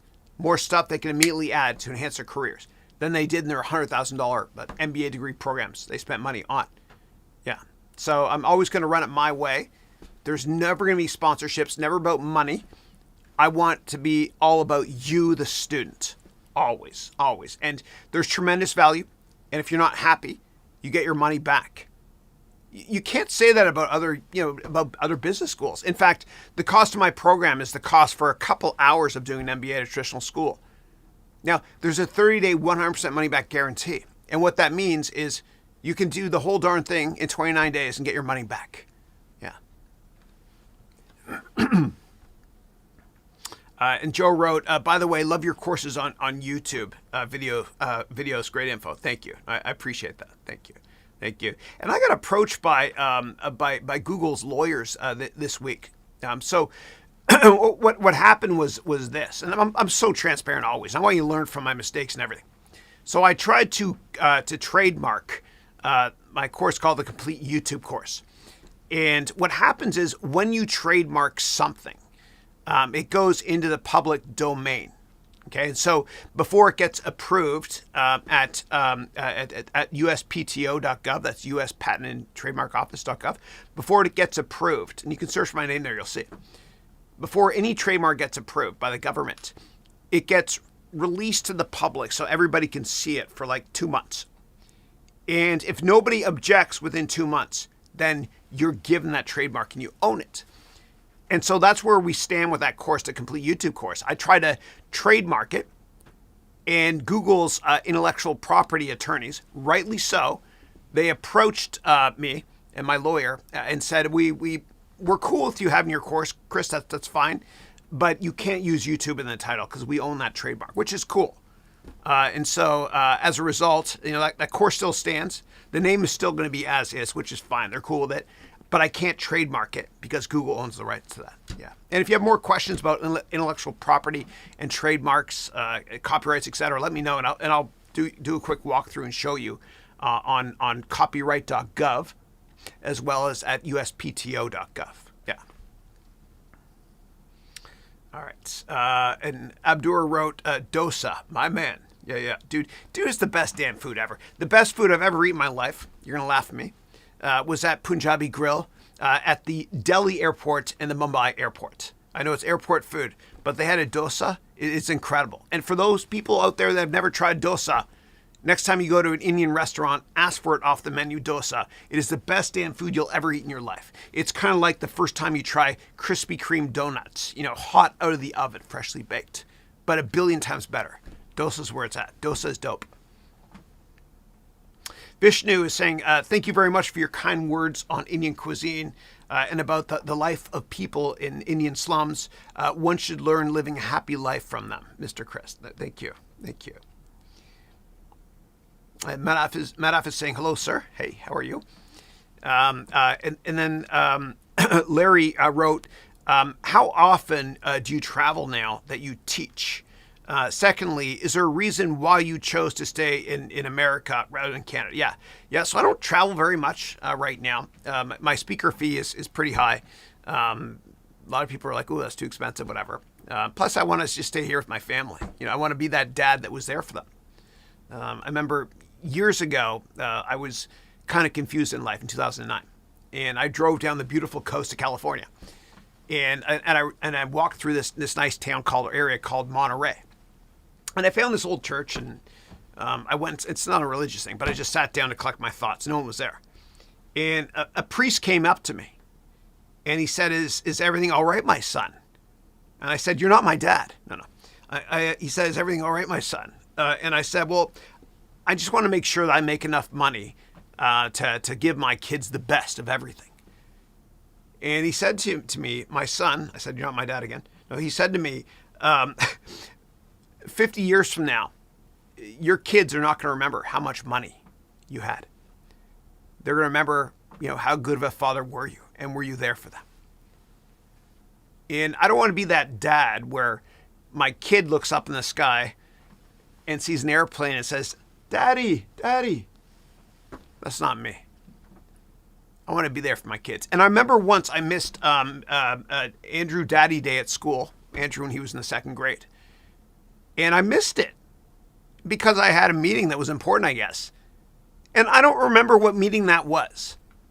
That's how important that meeting was.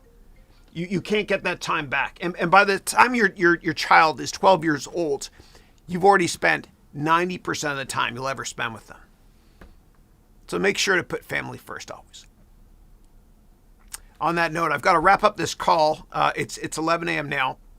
If you're one of my Gold and Platinum MBA students, I'll see you on office hours for Gold and Platinum students at 11:20 a.m. today.